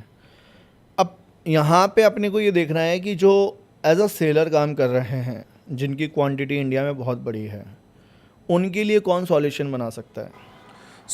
मैं इसके लिए आपको एक बताता हूँ, अभी हम भी है ना बहुत सारी कोई कॉमर्स में ऑनबोर्ड करवा रहे हैं, स्विगी इंस्टामार्ट पे, ज़ेप्टो पे, ब्लिंकिट पे, बिग बास्केट नाउ पे, इन कोई कॉमर्स प्लेटफॉर्म पे हम ऑनबोर्ड करवा रहे हैं आज की डेट में सेलर्स को। और हम इसके अंदर यही चीज़ बोलते हैं कि जो स्टार्टिंग था 2016, 2017, 2018 ई कॉमर्स का, 2014 के अंदर अमेज़ॉन इंडिया में आया था ऑफिशियली, तो उसके बाद जब ई कॉमर्स में थोड़ा सा चलन आया था इस इंडस्ट्री के अंदर, जब कस्टमर्स परचेज़ करते थे, उस टाइम पे कस्टमर्स बहुत ब्रांडेड आइटम्स परचेज़ करते थे कि भाई मेरे को तो ना इस पर्टिकुलर ब्रांड के ही प्रोडक्ट चाहिए, तो बहुत ब्रांड सेंट्रिक होते थे कि कोई फ्रॉड ना हो जाए, किसी और वेंडर का मंगवा लूँगा, किसी और कंपनी का गलत ना आ जाए, कुछ बेकार ना हो जाए। धीरे धीरे इवॉल्व हुआ, आज की डेट में क्विक कॉमर्स में भी ऐसा ही है, लोग अभी है ना ब्रांडेड आइटम ज़्यादा परचेस कर रहे हैं, लेकिन अगर मेरे को नॉन ब्रांडेड आइटम भी ऊपर अच्छा दिख रहा है और उसमें अच्छी रेटिंग एंड रिव्यूज़ है, उसका अच्छा प्रेजेंटेशन है, तो मैं वो भी परचेस कर लूँगा, क्योंकि मुझको ये पता है कि ये प्रोडक्ट अगर कोई कॉमर्स पे मिल रहा है ना, तो मैं एक बार चेक कर लेता हूँ कि क्या 10 मिनट की तो डिलीवरी है ही, पता चल जाएगा, बेकार होगा तो तुरंत पता चल जाएगा। और आज की डेट में मैं आपको एक चीज़ और बताता हूँ, आज की डेट में अगर कस्टमर को कोई चीज़ बेकार दिखती है ना, तो नेगेटिव रिव्यू बहुत जल्दी देगा पॉजिटिव की जगह। अगर मेरे को ना कोई प्रोडक्ट में मैं बहुत डिससेटिस्फाई होऊंगा तो मैं 1 स्टार बहुत जल्दी दे दूंगा इंस्टेड ऑफ 5 स्टार। 5 स्टार मैं इतनी जल्दी नहीं दूंगा, तो अभी तो इसका मतलब यही हुआ कि लोगों ने सोच तो लिया है और मार्केट इवॉल्व हो रहा है, बट ऑप्शंस के लिए उनके पास में क्विक कॉमर्स ओपन इतना जल्दी नहीं हो पा रहा है अभी। इतना जल्दी नहीं हो पा रहा है। और मैं आपको एक चीज़ और बताऊं, इसी के अंदर ऐड ऑन करूं, क्विक कॉमर्स अगर कोई सेलर करना चाहता है तो ये गोल्डन टाइम है। बिकॉज जैसे ही उसमें कंपटीशन इंक्रीज हो गया, देन फिर वही प्राइस तो क्विक वॉर। कॉमर्स पे अभी प्रॉब्लम तो यही है ना ऑनबोर्डिंग की, लिस्टिंग की, कि भाई मैं जैसे मैं हूँ मैं चाहता हूँ मेरे प्रोडक्ट आ जाएं सब जगह, पर बाउंडेशंस इतनी है कि मैं चाह कर भी नहीं ला सकता। नंबर टू, जैसे मैं ब्लिंकिट पे तो ऑनबोर्ड कर सकता हूँ और अपन करवाते भी हैं, पर थोड़ा इन्वेस्टमेंट ज़्यादा है क्योंकि फिर उनके कमीशंस भी देने हैं आपको, लाइक पॉलिसीज़ है। ठीक है, ये भी मैं क्रैक कर लूँगा, और ब्लिंकिट अगर क्रैक हो रहा है तो एटलीस्ट हम ये मान के चलते हैं कि जो ई कॉमर्स पे 10 टाइम बेटर ग्रोथ है इस पर। सो अभी ब्लिंकिट ही एक रास्ता है क्विक कॉमर्स में। आप एंट्री बिल्कुल ले सकते हैं ब्लिंकिट से, इवन फ्लिपकार्ट के मिनट्स से, अमेज़ॉन तेज से। फ्लिपकार्ट मिनट्स और अमेज़ॉन तेज हर जगह अवेलेबल नहीं है अभी। ब्लिंकिट और बाकी जो क्विक कॉमर्स प्लेटफॉर्म्स है वो सब जगह अवेलेबल है। सो इसका मतलब अभी ये है क्विक कॉमर्स क्रैक करना अभी एटलीस्ट गोल्डन टाइम है। जो क्रैक करेगा टाइम एंड पॉलिसीज़ के अकॉर्डिंग, उसके लिए ग्रोथ है। अब इसमें ऐड ऑन करेंगे और क्वेश्चंस को और बारीकी से पूछेंगे कि देखो जो बिज़नेस है ना, आप ऑनलाइन चाहते हो करना, तो देखो जो आप बिज़नेस करना चाहते हैं ऑनलाइन, उसमें कहीं ना कहीं एक सबसे बड़ा जो एंट्री बैरियर होता है ना किसी भी बिज़नेस का, वो होता है कि आपके पास में एक सही प्रोडक्ट सिलेक्शन आ जाए, उस पर ट्रैफिक आ जाए। पर ऑनलाइन बिजनेस में मोस्ट ऑफ द लोग एक बार तो कुछ ना कुछ लिस्टिंग्स ऊपर ले आएंगे, ट्रैफिक ले आएंगे, पर कंसिस्टेंसी से वो ऑर्डर्स और इतना मेंटेन नहीं होता है। जैसे रोलर कोस्टर राइड नहीं होती है, ऐसा ऐसा ऐसा ऐसा चलता रहता है। इसके लिए क्या हैक आप बताओगे?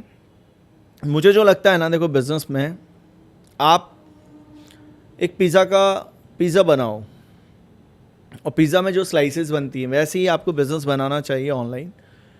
लेट्स सपोज एक पिज़्ज़ा में सबसे पहला स्लाइस करता है, तो वो होगा इसमें ऑनलाइन बिजनेस में लाइक ई कॉमर्स। सेकंड होगा क्विक कॉमर्स, थर्ड होगा सोशल कॉमर्स, फिर होगा लाइव कॉमर्स, फिर होगा कंटेंट क्रिएशंस जहाँ ऑर्गेनिक सेल्स आए, फिर हो गए मेटा एड्स जहाँ पर आपके पास में पेड एड्स है, फिर गूगल एड्स। तो एक तरह से आपका इस तरह से D2C ब्रांड बनना शुरू होता है। फिर आपके होते हैं ऑफर्स, आपके low ticket, mid ticket, high ticket, 3 तरह के ऑफर्स होंगे जहां आप अपने कस्टमर्स के लिए सबसे पहले तो एक D2C में लो टिकट ऑर्डर्स के लिए आप वेबसाइट पे या सोशल कॉमर्स या ई कॉमर्स से ऑर्डर रिफ्लेक्ट कराते हैं। मिड टिकट ऑर्डर्स में ये कहता हूँ कि हमेशा आपके कस्टमर एक बार आ जाए ना तो रिपीट होना चाहिए, या फिर आपके पास में एक ऐसी कैटेगरी होनी चाहिए जो कि प्रीमियम कैटेगरी हो जिस पर आप मार्जिन्स बना पाएँ। थर्ड, आपका ऐसा बिजनेस मॉडल होना चाहिए जहां आप रीसेलर्स क्रिएट कर पाएँ, हाई टिकट ऑर्डर्स हो, डीलर हो, डिस्ट्रीब्यूटर नेटवर्क हो। जैसे आपने प्रोडक्ट सोर्स करा तो आपसे भी लोग आगे सोर्स करके वो आपके ब्रांड को आगे बेचें। आप एक गुना है, आप अभी बिजनेस में प्रोडक्ट बेच रहे हैं, बट अगर आपके 100 प्रोडक्ट बेचने वाले हो गए, सो इट मीन्स 100x आपकी प्रोडक्ट सेल्स होगी। सो अक्षत, मैं ये जो पूरा ओवरऑल समझ पा रहा हूँ इतने टाइम से, मैंने भी लगभग 8 साल से बिज़नेस में हूँ, ऑनलाइन बिज़नेस करते हुए देख रहा हूँ, सिखा रहा हूँ as a business consultant.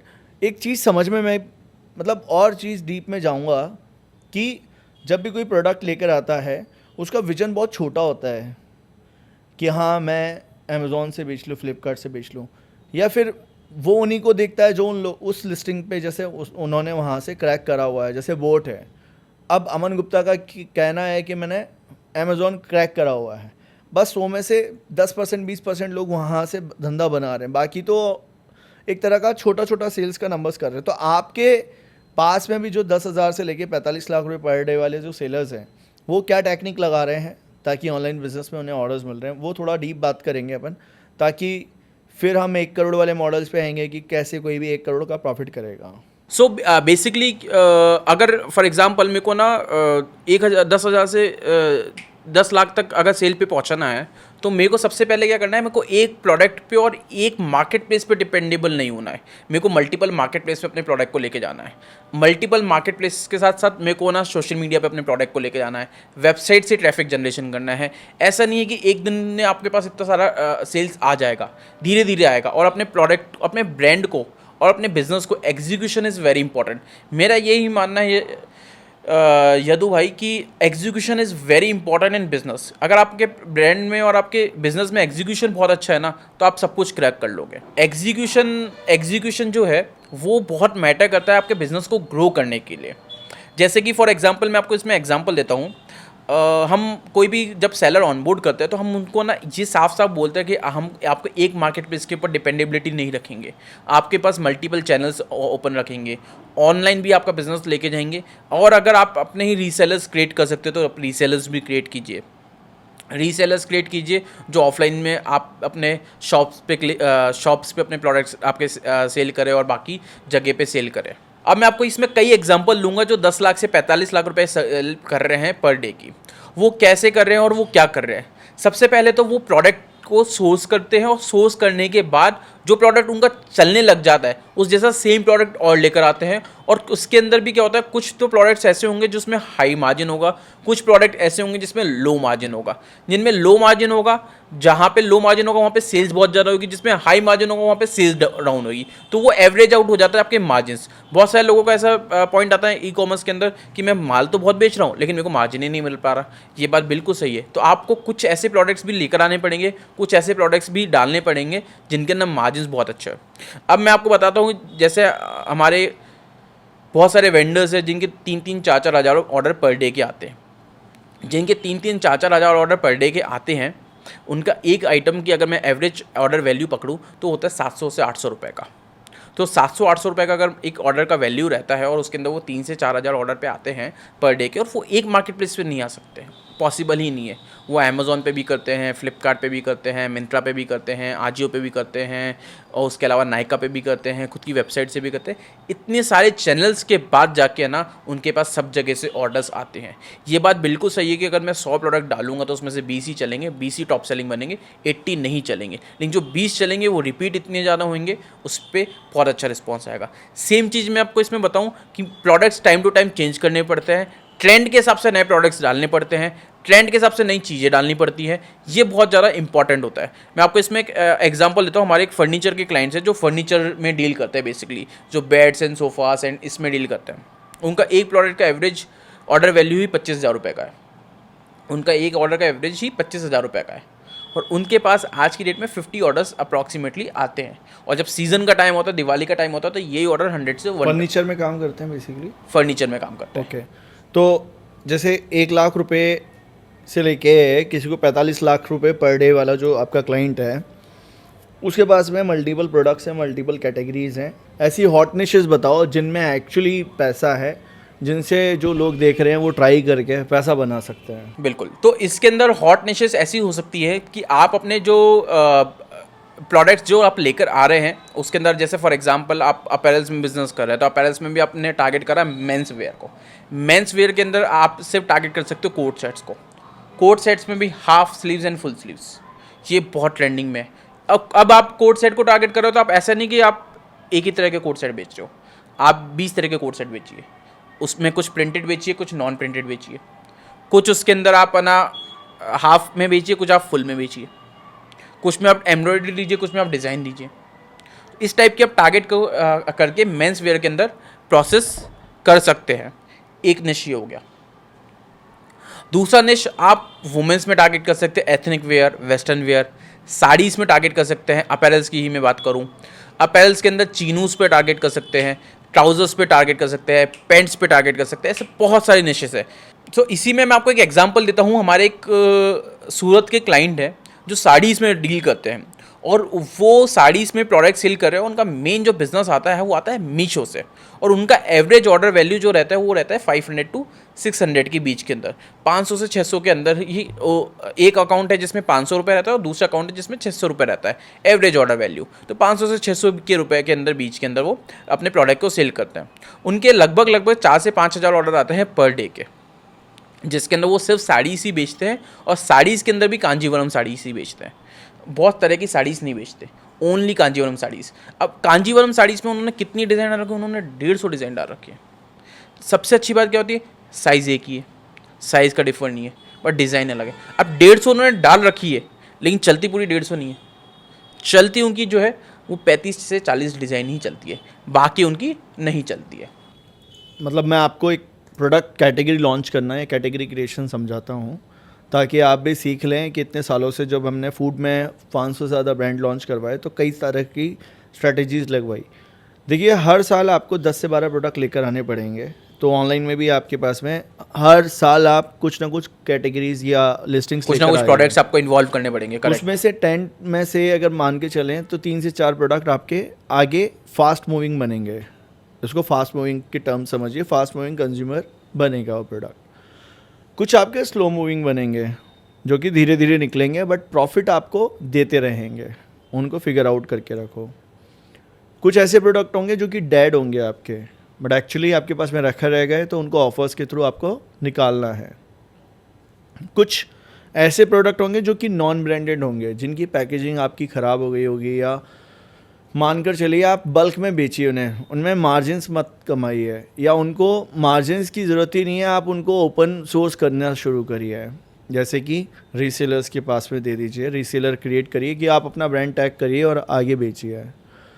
Third, order size आपका ऐसा बनेगा। फोर्थ, आप निश टारगेट कर सकते हो, और इस तरह से अपनी कैटेगरी क्रिएशन करते हुए निश में प्रीमियम कैटेगरी को पकड़ सकते हो, क्योंकि निश थोड़ा स्लो चलता है, बट एक्चुअली प्रीमियम कस्टमर्स भी यहाँ पर होते हैं, और सबके लिए मार्केटिंग नहीं करनी होती है। देखो, निश में ना प्रॉफिटेबिलिटी क्या होता है कि कस्टमर समझ जाता है। अब कोई टी शर्ट परचेस करने के लिए देख रहा है, ओवर साइज़ टी शर्ट, तो वो ओवर साइज़ वाला अगर ब्रांड देखेगा ना, यार ये मेरी फुलफिलमेंट कर रही है ब्रांड, तो उससे बार बार परचेस करेगा। तो निश में ये फ़ायदा होता है। सो आपका अगर सब्सटीट्यूट ब्रांड बनाना चाहते हो, सो यहाँ से भी आप रिसर्च करके ब्रांड बना सकते हो ऑनलाइन, और प्रोडक्ट कैटेगरी को डेवलप करना सीख सकते हो बहुत सारी डीप स्ट्रेटजीज़ लगा के, जो कि मैंने एक स्ट्रेटजी बताई है, हमेशा काम करेगी, क्योंकि आपके इसमें 3-4 प्रोडक्ट आपके निकलते चले जाएंगे, बाकी आपको होल्ड करके रखने हैं जो कि स्लो मूविंग बनेंगे। अब आगे हम डिस्कस करते हैं कि बेसिकली अभी तक ऑनलाइन बिजनेस में ना ग्रोथ बहुत है। अब जैसे जैसे एक बिजनेस ओनर है जिसके पास में ऑर्डर्स भी हैं, जो स्टार्ट भी करना चाहता है, प्रिपरेशन तो कर लिया, अब लॉन्च और स्केल कैसे करेगा उस पर डिस्कशन करेंगे। लाइक अमेज़ॉन पे कितना एड्स मार्केटिंग का डालना चाहिए, पहला।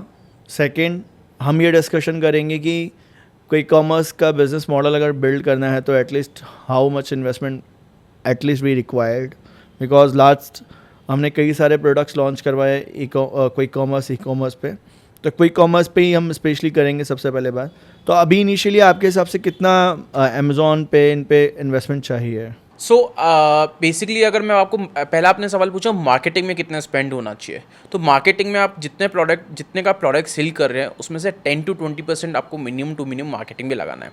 ज़रूरी नहीं है वो किसी भी टाइप की मार्केटिंग, एडवर्टाइजमेंट हो कैसी भी हो, लेकिन आपको मार्केटिंग में इतना स्पेंड करना ही करना है आपके प्रोडक्ट के वैल्यू पे।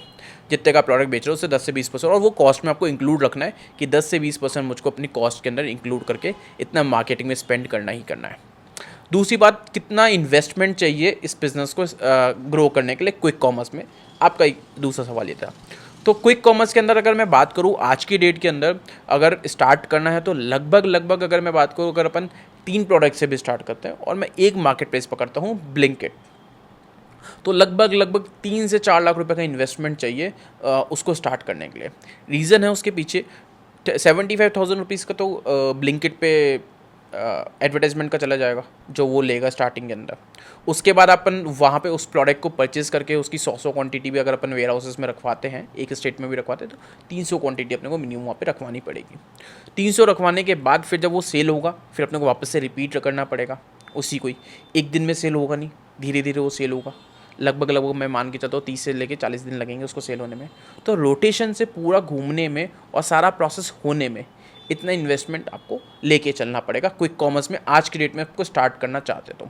इसी कारण से बहुत सारे ऑनलाइन सेलर्स जो है स्टार्ट नहीं कर पाते ब्लिंकिट पे या बाकी क्विक कॉमर्स पे काम, बिकॉज इन्वेस्टमेंट थोड़ा सा हाई है। अगर मैं यही बात करूँ ई कॉमर्स की तो यहाँ पे इन्वेस्टमेंट कम है, लेकिन क्विक कॉमर्स में इन्वेस्टमेंट ज़्यादा है। सो अभी सबसे आसान जो मैं देखता हूँ ना क्विक कॉमर्स पे, फूड ब्रांड बनाना आसान है, बिकॉज यहाँ पे थोड़ा कम इन्वेस्टमेंट में हो जाएगा काम। आपको करना क्या है, आप एक मसाला सोच लीजिए, मसाला ब्रांड कितने ही है ब्लिंकिट पे, ज़्यादा नहीं है, और आइडिया लगाइए कि मसाला है, चाय पत्ती है, या खुद का कोई फलहारी कैटेगरी में ब्रांड आ गया, बहुत सारी कैटेगरीज है जिनमें निश में फाइनलाइज कर सकते हैं हम, और इन प्रोडक्ट को हम डेवलप करके थर्ड पार्टी मैन्युफैक्चरिंग करा के इन पोर्टल्स पे ब्रांड पे रजिस्टर कर सकते हैं। सेकंड चीज़, यहाँ पे एक ऑप्शन ऐसा है कि बना ये क्यों बना है ग्रॉसरी के लिए, पहला कोई कॉमर्स मार्केट डेवलप हुआ है कि फास्टली आप आ सकते हैं, और एक ब्रांड सबसे पहले जो देख रहा है मार्केट में अपॉर्चुनिटी कि हाँ मैं कस्टमर्स के घर तक पहुँचना चाहता हूँ, किचन तक, तो सबसे आसान है फूड एंड एफएमसीजी। सेकंड है fashion and jewellery. Third category है जो कि स्पोर्ट्स होगा या लाइफस्टाइल होगा, ऐसा वो क्रैक कर सकते हैं। अब 3-4 लाख में भी आप कम से भी कर सकते हैं, डिपेंड्स एटलीस्ट 3 to 4 लाख का आपको वर्किंग कैपिटल चाहिए। इसी में मैं आपको एक चीज़ बताता हूँ कि ब्लिंकिट के अंदर अगर आज की डेट में मेरे को लाइक स्पाइसेस सेल करने हैं या मेरे को ना टी सेल करनी है या मेरे को, तो मैं यहाँ पे कॉम्बोज क्रिएट कर सकता हूँ, एक किचन कॉम्बो क्रिएट कर सकता हूँ कि किचन के 4-5 आइटम मैंने ले लिया, उसको एक ही लिस्टिंग में डाल दिया। उससे फ़ायदा क्या होगा, मेरा एवरेज ऑर्डर वैल्यू बढ़ जाएगा। अगर मैं सिर्फ मसाले की बात करूँ तो वो मेरे को 30 रुपये, 50 रुपये, 100 रुपये के अंदर बेचना पड़ेगा। अगर मैं उसी के साथ 4 आइटम जोड़ दूँ, मसाला भी जोड़ दिया, उसमें हल्दी भी जोड़ दी, उसके अंदर मैंने ना मिर्च भी जोड़ दिया, उसमें मैंने ना किचन के और नमक भी जोड़ दिया, ऐसे सेंधा नमक भी जोड़ दिया, ऐसे मल्टीपल चीज़ें मैंने जोड़ दी, तो मैंने कॉम्बो क्रिएट कर दिया उसका किचन का, जो हर घर में काम आने वाला है। जैसे मैंने 100 ग्राम सारी चीज़ें जोड़ दी, 500 ग्राम उसको टोटल बना दिया। तो वहाँ पे क्या होगा, मेरा जो साइज़ होगा ऑर्डर का वो बढ़ जाएगा, वो सीधे 300-400 रुपये का हो जाएगा। वहाँ पे मेरा सेल आने की प्रोबेबिलिटी बढ़ जाएगी क्योंकि कस्टमर को सस्ता पड़ेगा, कस्टमर को मैं सही रेट में उसमें दे पाऊँगा, ब्लिंकिट के कमीशंस भी मैं दे पाऊँगा। तो इस टाइप के कॉम्बोज क्रिएट करके उसको मार्केट में लिस्ट करना is a very very good thing, जो हम भी लोगों को यही बोलते हैं कि आप अपने प्रोडक्ट को कॉम्बोज में लिस्ट कीजिए। जैसे आपने बोला फलाहारी की डिमांड बहुत है आज की डेट में। अगर मैं बात करूँ, बहुत सारे लोग है ना व्रत रखते हैं, लेकिन है ना उनको मार्केट के अंदर फलाहारी वाले प्रोडक्ट्स नहीं मिलते। अगर वही ऑप्शन अगर उनको ब्लिंकिट पे मिल जाए तो उनको कुछ नहीं करना, फ़ोन उठाना, 10 मिनट्स में वो आ गया। तो उसमें फलाहारी वाला जो प्रॉब्लम है वो सॉल्व हो जाती है बहुत ही ईजीली और बहुत ही जल्दी। तो फलाहारी का कॉम्बो बना सकते हैं। अगर मान लेते हैं मैं ना गुड़ बेच रहा हूँ तो मैं गुड़ के कॉम्बो बना सकता हूँ, या मैं पीनट्स बेच रहा हूँ तो मैं पीनट से रिलेटेड कोई चीज़ बना सकता हूँ, या मैं नट सेल कर रहा हूँ। तो इस टाइप की मैं कॉम्बोज क्रिएट करके किचन के या फिर खाने वाले कॉम्बोज जो है वो क्रिएट करके मैं उस मार्केट को, उस ऑडियंस को टारगेट कर सकता हूँ। तो ये एक बहुत अच्छा तरीका है अपने बिजनेस को इंक्रीज करने का क्विक कॉमर्स के साथ साथ। तो कहने का ये मतलब है कि आपकी ऑफ़र बहुत सॉलिड होनी चाहिए, और ऑफ़र में आपके पास में बहुत सारे ऐसे ऑप्शंस आते हैं आज के समय जिन कैटेगरी में आप ऑफ़र आसानी से बना सकते हैं और कस्टमर्स की परचेजिंग पावर को बढ़ा सकते हैं। अब देखिए, अब मेरा जो मेनली जो मैं मानता हूँ ना कि online e commerce, quick commerce, social commerce, ये एक नेक्स्ट रेवोल्यूशन है जहाँ पे आपको धंधा बनाना है। तो सोशल कॉमर्स और लाइव कॉमर्स, अब ये फिगर आउट करेंगे कि कितना ऑप्शन है, कितना अपॉर्चुनिटी है। तो देखिए, सबसे पहले सोशल कॉमर्स और लाइव कॉमर्स को मैं डिस्क्राइब कर देता हूँ। देखिए, अगर आपको ब्रांड बिल्ड करना है ना, आपको ई कॉमर्स से बाहर निकलते हुए कस्टमर्स तक पहुँचना होगा अपनी मैसेजिंग लेकर, क्योंकि आपके पास में अगर आज आप मोबाइल यूज़ कर रहे हैं, इंस्टाग्राम चला रहे हैं, सोशल मीडिया यूज़ कर रहे हैं, एनी अदर प्लेटफॉर्म चाहे यूट्यूब, फेसबुक हो, आप ये देखिए कि डायरेक्ट ऑर्डर्स आपके पास में नहीं है, तो कमीशन सारे के सारे कौन लेकर जाएगा? ये पोर्टल्स लेकर जाएंगे, ई कॉमर्स और क्विक कॉमर्स। आपको डायरेक्ट ऑर्डर सिस्टम लगाना पड़ेगा। अब डायरेक्ट ऑर्डर सिस्टम्स के 2 तरीके हैं, एक तो है आपका पेड एड्स और एक है ऑर्गेनिक एड्स।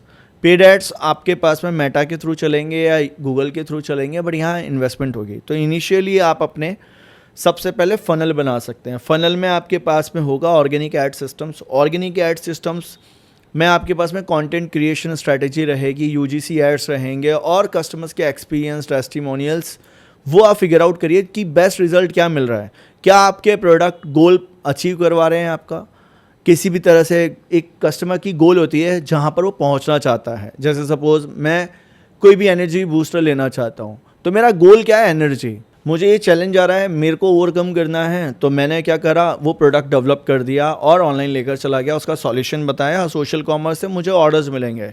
चैलेंज है, हेल्थ इश्यूज़ आते हैं, मैं थक जाता हूँ, एनर्जी बूस्टर्स के नाम पे, वो भी चैलेंजेस दूर कराने का एक प्रोडक्ट कैटेगरी हो गया।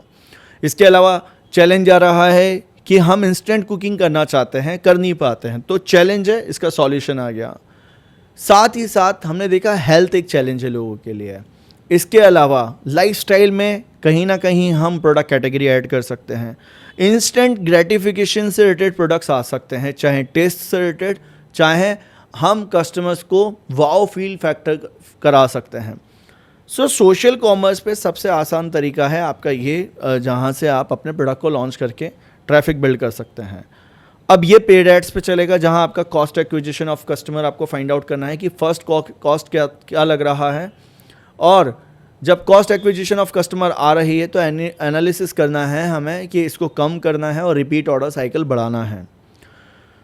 ये गेम है लो टिकट ऑर्डर साइज़ की। फिर होगी यहाँ high ticket order size and resellers building की, कि हम अपने प्रोडक्ट के लिए और हाई टिकट ऑर्डर्स, यानी कि जो लोग हमारे थ्रू बिजनेस स्टार्ट करना चाहते हैं या कॉन्ट्रैक्ट मैन्युफैक्चरिंग कराना चाहते हैं, उनके भी हम ऑर्डर्स लेकर आ सकते हैं। अक्षत भाई, मैं अभी सोशल कॉमर्स पे बात कर रहा था सबसे, मैं अब लाइव कॉमर्स पे आना चाहता हूँ। देखो, चाइना में एक रेवोल्यूशन आया, चाइना लाइव कॉमर्स पे धंधा बना रहे हैं लोग, 100 ऑफ मोबाइल्स लगा लेते हैं, डिफरेंट प्लेटफॉर्म पे लाइव रहते हैं और वो वहाँ से ऑर्डर्स रिफ्लेक्ट करा रहे हैं। इंडिया में भी अभी इंस्टाग्राम पे और डिफरेंट प्लेटफॉर्म पे लोग कर रहे हैं try.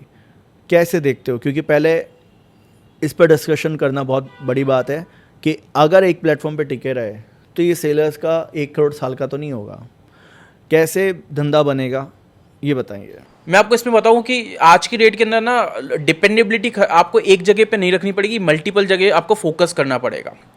And second point is this कि लाइव कॉमर्स बहुत ज़्यादा उसके अंदर है, ट्रेंड में है चाइना के अंदर। इंडिया के अंदर भी इंस्टाग्राम के थ्रू आप लाइव कॉमर्स के थ्रू अपने प्रोडक्ट के प्रेजेंस दिखा सकते हैं, ट्रस्ट बिल्डअप कर सकते हैं। इवन आप लाइव दिखा सकते हैं, ये पहन के दिखा सकते हैं अगर आपका प्रोडक्ट अपैरल्स में है। अगर आपका प्रोडक्ट किचन में है तो उसको यूज़ करके दिखा सकते हैं, फर्नीचर में है तो उसको DIY प्रोडक्ट करके आप दिखा सकते हैं, अगर आपका ब्यूटी प्रोडक्ट है तो उसके रिजल्ट्स दिखा सकते हैं कि ये प्रोडक्ट के ये रिजल्ट्स आते हैं, जैसे बहुत सारी ब्रांड्स आज की डेट में कर भी रही है। तो ये सब करके आप सोशल प्रूफ दिखा के अपने प्रोडक्ट की ट्रस्ट और अपनी सेल्स को इंक्रीज कर सकते हैं।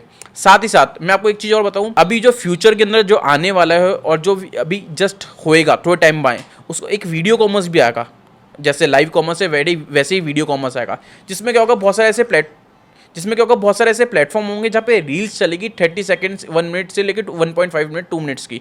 इंडिया में भी और बहुत सारी जगह पे भी ऐसे लॉन्च होंगे चैनल्स, ऐसे बहुत सारे चैनल्स और बहुत सारे प्लेटफॉर्म लॉन्च होंगे जहाँ पे ना प्रोडक्ट की वीडियो दिख रही है लाइव, और आपको अगर वो प्रोडक्ट अच्छा लग रहा है तो बाय नाउ का ऑप्शन दिखेगा, बाय नाउ से आप उसको प्रोडक्ट को परचेस कर सकते हैं। लाइव कॉमर्स में भी ऐसा ही होता है कि मल्टीपल आप अपने प्रोडक्ट के एग्जैक्ट दिखा रहे हो कस्टमर को, उसको वो प्रोडक्ट अच्छा लग रहा है, वो हैंड टू हैंड ऑर्डर कर रहा है, आपको पे कर रहा है और वो प्रोडक्ट उसके पास पहुँच रहा है। तो सेम चीज़ है ई कॉमर्स के अंदर। अगर मैं बात करता हूँ 1 करोड़ की, 1 करोड़ ईयर प्रॉफिट की, तो वो मल्टीपल चैनल्स के थ्रू, सोशल मीडिया के थ्रू, सोशल कॉमर्स के थ्रू, लाइव कॉमर्स के थ्रू, ये इन सब चैनल्स को आपको साथ में एग्जीक्यूट करना पड़ेगा, साथ में चलाना पड़ेगा, then you can go and great. अब यहाँ पे भी बहुत सारे लोग क्या करते हैं, हर चीज़ खुद से ट्राई करेंगे। होगा क्या कि लोग क्या करेंगे, मैं अमेज़ॉन पे भी लिस्टिंग भी खुद कर लूँ, मैं सोशल इंस्टाग्राम भी खुद हैंडल कर लूँ, मैं वेबसाइट भी खुद बना लूँ, मैं उसमें मार्केटिंग भी खुद कर लूँ, और फिर होगा क्या, एट द एंड आप कुछ भी नहीं कर पाओगे, आपका रिजल्ट नहीं आ पाएगा। तो आपको खुद को कुछ नहीं करना, आपको किसी एजेंसी को हायर करना है या किसी कंपनी को हायर करना है जो ये सब चीज़ आपको हेल्प आउट कर सके, आपको सिखा सके, आपको बता सके कि कैसे आपको ये चीज़ करनी हो, और या फिर वो खुद कर सके ये सारे काम। आपको उनसे टाइम टू टाइम जो है प्रॉपरली बात करनी है, उनसे प्रॉपरली डेटा लेना है, प्रॉपरली उनसे काम करवाना है, वो चीज़ आपको आनी चाहिए और आपको खुद को नॉलेज होनी चाहिए, जिससे कि आप सेम काम किसी और से करवा सको, जिससे अपना ब्रांड आपका जो है वो जल्दी ग्रो होगा।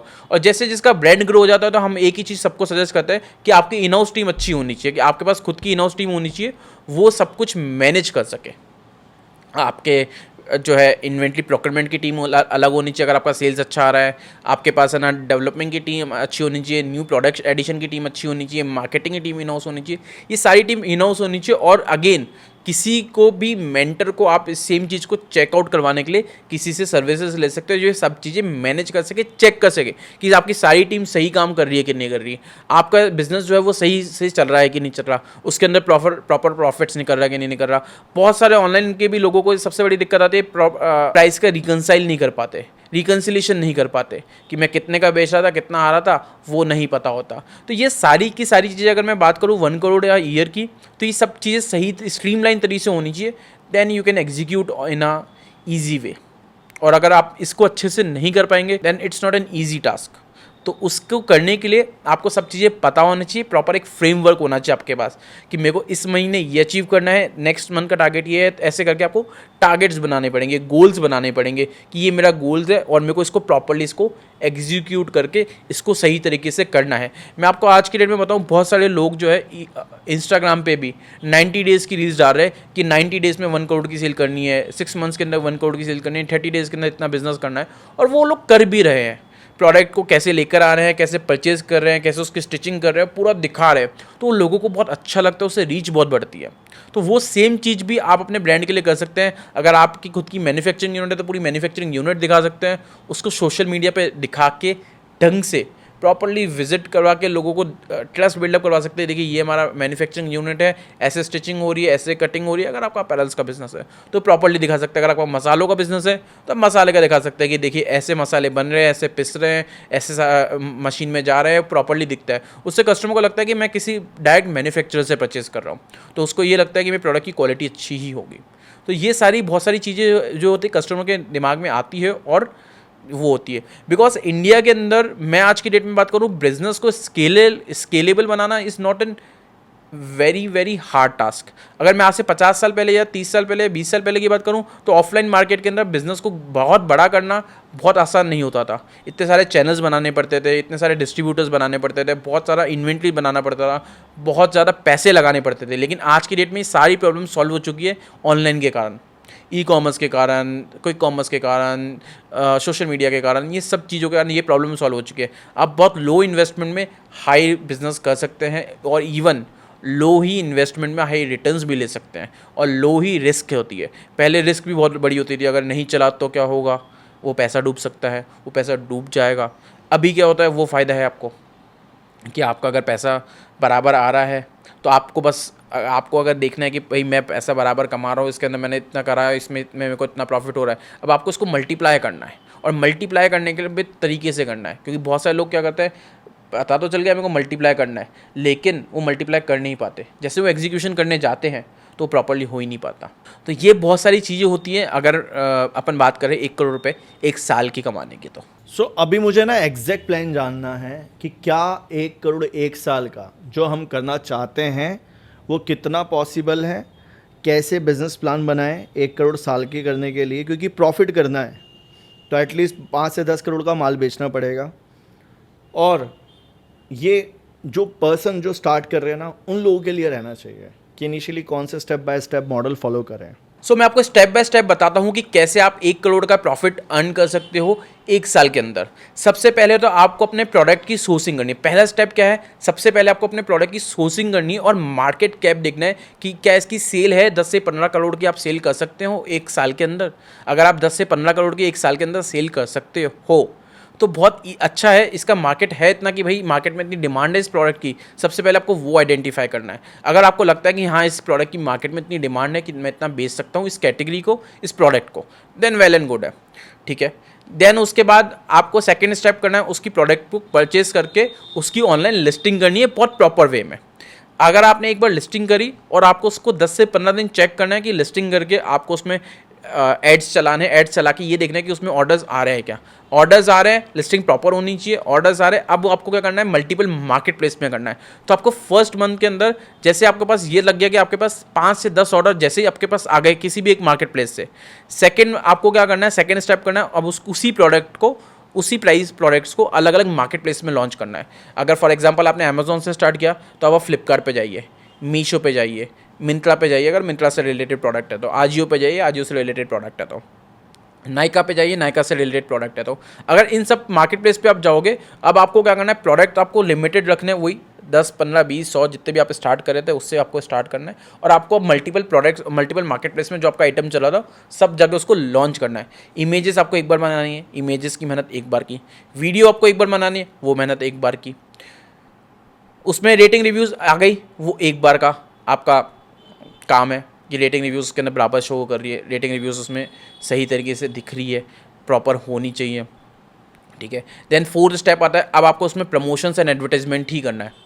अगर आप प्रमोशन एंड एडवर्टाइजमेंट कर रहे हैं तो इसके अंदर बहुत ईजी वे है जिसके अंदर आप उसको जल्दी से जल्दी प्रमोशन एंड एडवर्टाइजमेंट से अपने प्रोडक्ट की रीच बढ़ा सकते हैं कस्टमर्स तक। अगर आपकी कस्टमर्स की रीच बढ़ गई, अब यहाँ पे आपकी स्केलेबिलिटी बढ़ने लग जाएगी।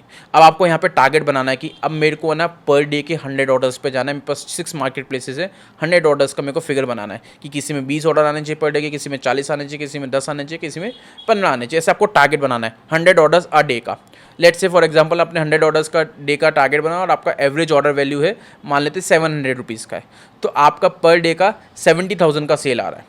ये आपका पहले महीने का से दूसरे महीने पे अपन पहुँचे तब जाके आपका ये हो रहा है।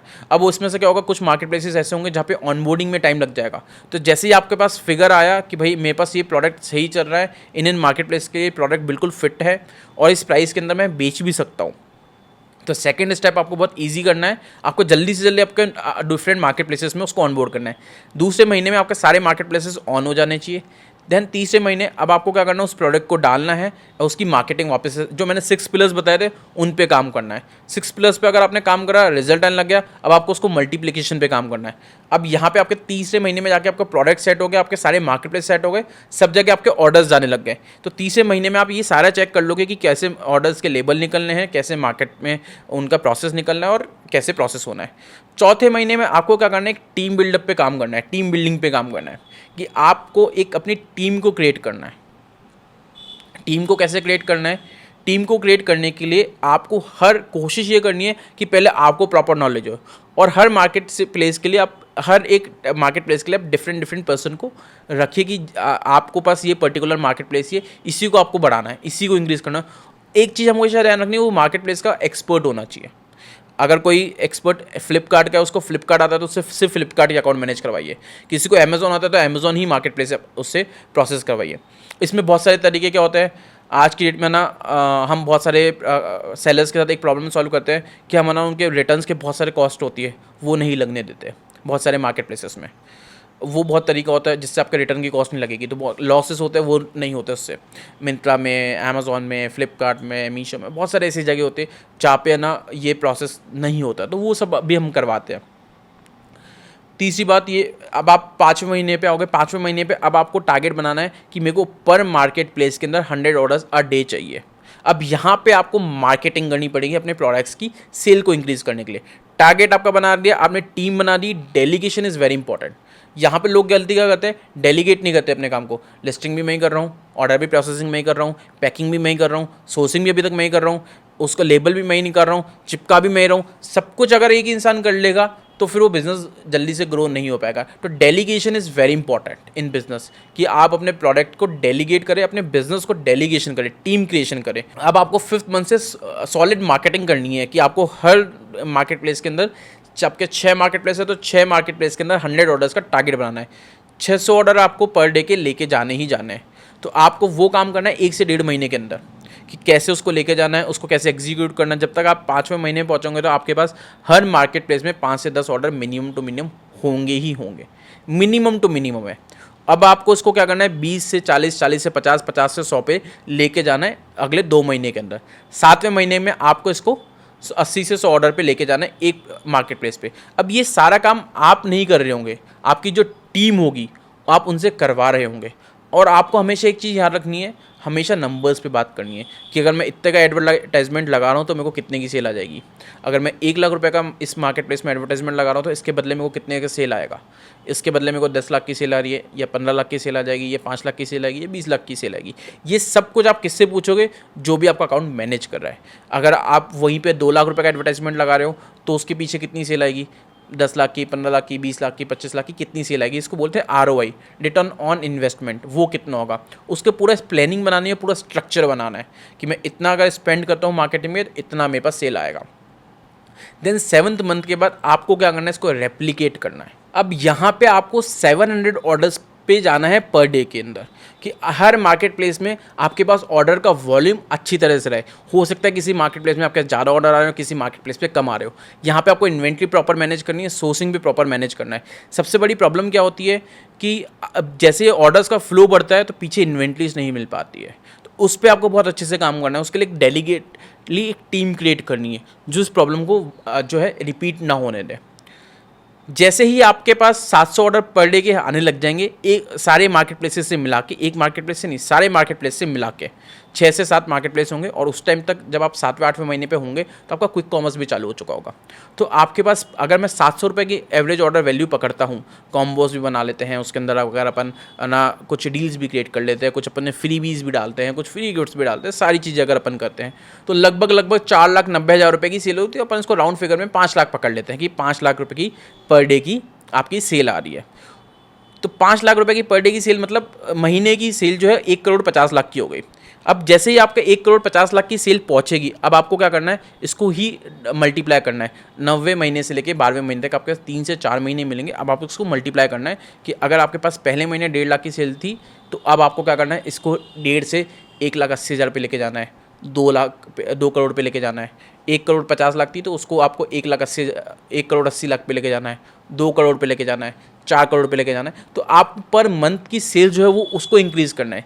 जैसे ही लगभग आपके 10 से 15 करोड़ की सेल हो जाएगी ना, उसके अंदर आपका जो मार्जिन रहेगा, जो आपका अगर मान लेते 10 से आपके 15 करोड़ की सेल आती है, तो उसमें आपके अप्रॉक्सीमेटली जो परचेजिंग होगी ना, वो करीब 4 से लेकर 6 करोड़ के बीच की होगी।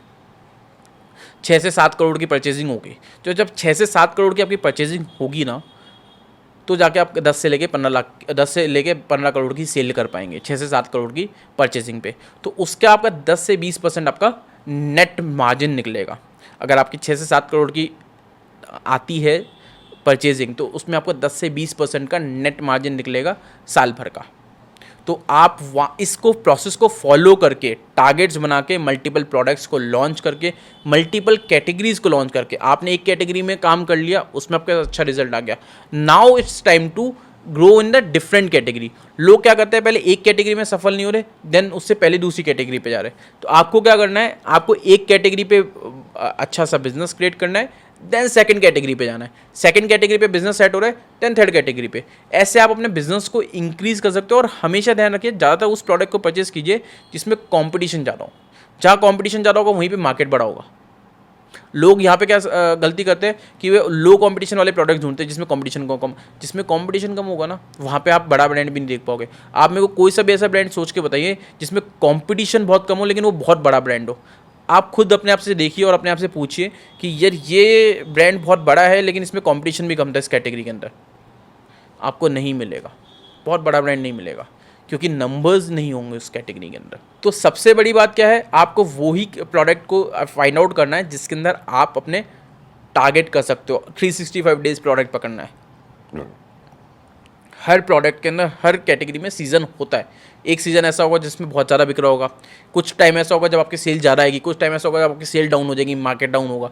लेकिन आप अगर एग्जीक्यूशन प्रॉपर रखोगे ना, जो मैंने 6 पिलर्स बताए उसके अंदर अगर आप प्रॉपर एग्जीक्यूशन रखोगे ना, तो मैं नहीं मानता कि आपकी सेल्स नहीं आएगी। आपकी प्रॉपर सेल्स आएगी अगर आपने ढंग से सब कुछ इंप्लीमेंट करा है, सब कुछ एग्जीक्यूट करा है, प्रॉपर टीम के साथ काम करा है, प्रॉपर प्लानिंग के साथ करा है, प्रॉपर नंबर्स पे काम करा है कि आपने नंबर्स को बहुत तरीके से काम करो। हर जने से आप बात करो नंबर्स पे कि इस महीने मेरे ये नंबर्स है, कितना मार्केटिंग पे लगाऊंगा, कितना फिगर आ सकता है, एक्सपेक्टेड कितना है, अज्यूम्शन कितना है, और कितना अपन ROI जनरेट कर सकते हैं। उसके बाद आप बाकी की चीज़ों पे काम कीजिए, अपनी टीम पे काम कीजिए, अपनी सोर्सिंग पे काम कीजिए। सोर्सिंग और अच्छी लगेगी, जैसे आपकी सेल्स बढ़ेगी तो आपकी सोर्सिंग और अच्छी हो जाएगी, प्रोडक्ट की परचेजिंग आपकी और सस्ती हो जाएगी। जब सस्ती होगी तो आपको वो अगर 5% से 10% भी आपकी सस्ती होती है तो वो आपका और प्रॉफिट बन जाएगा। अगर आपका 5% भी प्रोडक्ट की प्राइस कम होती है, जितने में आप उस टाइम खरीदे थे जब लो क्वांटिटी खरीदते, जब बल्क में खरीदते 5 से 10% और कम मिला, तो आपकी ऑटोमेटिकली आपके जो प्रॉफिट होगा वो इंक्रीज़ हो जाएगा। तो ये सारे प्रोसेस अपना के एग्जीक्यूट करके आप अपनी सेल्स को भी इंक्रीज़ कर सकते हो और अपनी प्रॉफिट को भी इंक्रीज़ कर सकते हैं, बहुत ही प्रैक्टिकली। ऐसा नहीं कि आप एक ही महीने के अंदर बहुत ज़्यादा सेल कर लोगे, this is not possible. Time लगेगा, 3 महीने, 4 महीने, 5 महीने लगेंगे, लेकिन आपका एग्जीक्यूशन होना चाहिए और आपको लगे रहना पड़ेगा। यहाँ पे बहुत सारे लोग क्या करेंगे कि मैंने सब कुछ करा सर लेकिन मेरे पास रिजल्ट नहीं आया। आपने एग्जीक्यूशन सही नहीं करा होगा, आपने इम्प्लीमेंटेशन सही नहीं करा होगा, आपने टीम नहीं करी होगी, आपने आउटसोर्सिंग नहीं करी होगी, हर चीज़ आप खुद से करने पे गए होंगे। वो सब गलती आपको नहीं करनी है। प्लस आप जिस भी कंपनी को, जिस भी टीम को आप चूज़ कर रहे हो, वो बहुत सॉलिड होनी चाहिए। उनके अंदर भी जो जुनून होना चाहिए जितना आपके अंदर है। तो वो ही सब चीज़ें मैटर करती हैं आपके बिजनेस को इंक्रीज़ करने के लिए और इसको नेक्स्ट लेवल ले जाने के लिए। सुपर ऑसम अक्षत भाई, मुझे सच में ऐसा लग रहा है कि ये एक नॉलेज नहीं, एक सिस्टम आपने सिखा दिया लोगों को। अगर कोई भी पर्सन इस सिस्टम को 60-70% भी फॉलो कर लेगा ना, तो डेफिनेटली वो अपने बिजनेस को बना लेगा। अब हम इस वीडियो को थोड़ा सा समराइज़ करेंगे कि हमने क्या क्या चीज़ें सीखी इस पॉडकास्ट में। देखिए, आपको बेसिकली अपना एक निश पकड़ना है। नंबर 1, एक टारगेटेड जो लिस्टिंग रहती है उसको यूनिक यूएसपी बनाना है, उसको अच्छा दिखाना है। फिर मल्टीपल मार्केट प्लेसेस पे जाना है, अपने प्रोडक्ट कैटेगरी में फास्ट मूविंग स्लो मूविंग रखना है, और ये देखना है नए नए प्रोडक्ट्स में से एक कोई कैटेगरी आपके सामने निकल कर आएगी। तो एक ही प्रोडक्ट को पकड़े नहीं बैठना है। आपके पास में ई कॉमर्स मार्केट के बाद में सोशल कॉमर्स है, क्विक कॉमर्स है, साथ ही साथ आपका पेड, ऑर्गेनिक, और ये 360 डिग्री सेल्स फनल आपको यूज़ करना है। अगर आप एक ही चीज़ पे फोकस करके रहेंगे कि नहीं मैं इसी प्रोडक्ट इसी कैटेगरी, तो आप 10,000 20,000 पर डे सेल्स पे ही अटके रहेंगे। आपको अगर 10 लाख से लेके 40 लाख तक का सेल्स मॉडल फॉलो करना है, तो आपको ये सारे सिस्टम्स अपनाने पड़ेंगे। देखिए, सिर्फ काम करने से ही पैसा आएगा, ऐसा नहीं कोई जादू की छड़ी होगी और इंस्टेंटली पैसा बनेगा, पर ये सिस्टम फॉलो होगा तो आपका धंधा बनेगा। इसके साथ साथ अगर आप इस वीडियो पे 10,000 लाइक्स कर देते हैं, तो मैं और अक्षत वापस एक पॉडकास्ट लेकर आएंगे जहां पर आपको और डीप नॉलेज देंगे कि किस तरह से आपको अपना बिज़नेस बनाना है ऑनलाइन मार्केट में, कैसे आपका बिज़नेस एक D2C, B2B और सेल्स फनल, मार्केटिंग फनल के थ्रू बनेगा, जहां पर आप नेक्स्ट लेवल सक्सेस पाएंगे। सो अक्षत भाई, बहुत बहुत धन्यवाद आपका इस पॉडकास्ट पे आने के लिए। यार, मुझे सीरियसली अच्छा लगा, आपके साथ काफ़ी चीज़ें सीखने को मिली और काफ़ी चीज़ें हमने दोनों ने मिलकर इनको सिखाई, जो भी लोग आज इस पॉडकास्ट में देख रहे हैं। और मैं जाते जाते मैं भी एक बात कहूँगा कि चीप माइंडसेट ना रखें। एज अ बिज़नेस ओनर आपको सीखना पड़ेगा, डेलीगेट करना पड़ेगा। जो एक ये रहता है ना माइंडसेट कि मैं सब कुछ कर लूँगा, एटलीस्ट आपको डेलीगेट करना पड़ेगा काम, तब जाके आप सक्सेस पाएंगे। सो अक्षत भाई, आपका क्या कहना है कि क्यों लोग सफल नहीं हो पा रहे हैं, और क्यों वो अटके रहते हैं एक ही जगह? सबसे पहला तो ये है कि लोग प्रोक्रास्टिनेशन बहुत करते हैं। दूसरा ये मैं बोलूँगा, एग्जीक्यूशन प्रॉपर नहीं करते। फिर तीसरा ये करेंगे कि पैसे बचाने के कारण आउटसोर्सिंग नहीं करते। अब आज की डेट में अगर आप बिज़नेस देखोगे तो मल्टीपल बिजनेसेस जो बन रहे हैं ना, वो सब कुछ इंटरनेट के थ्रू ही बन रहे हैं। तो लोग अब है ना आज की डेट में भी है ना वही पुराने बिजनेस मॉडल्स को फॉलो कर रहे हैं, वही पुरानी वाली फनल्स को ही फॉलो कर रहे हैं बिज़नेस को ग्रो करने के लिए। वो ऑनलाइन नहीं लेके जा रहे अपने बिज़नेस को, ऑफलाइन पे ही अटके हुए।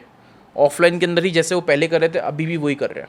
तो ये बहुत सारे रीजंस है जिनके कारण मैं मानता हूँ कि लोग है ना जल्दी एग्जीक्यूट और जल्दी अपने बिज़नेस को ग्रो नहीं कर पा रहे हैं। मतलब ओवरऑल अगर ग्रोथ नहीं है तो उसके लिए आपको लर्निंग लेनी पड़ेगी। सो मिलते हैं नेक्स्ट पॉडकास्ट में किसी नए गेस्ट के साथ में। इस पॉडकास्ट से अगर आपको जो भी चीज़ें सीखने को मिली हैं अपने प्रोडक्ट को ऑनलाइन लेकर जाते वक्त, तो आप वो कमेंट बॉक्स में बताएं मुझे, ताकि मुझे आपके लिए और ऐसी ही कंटेंट बनाने में काफ़ी ऊर्जा मिले और मैं भी ऐसी ही और अच्छे अच्छे गेस्ट को आपके साथ में इंट्रोड्यूस करा पाऊँ। धन्यवाद।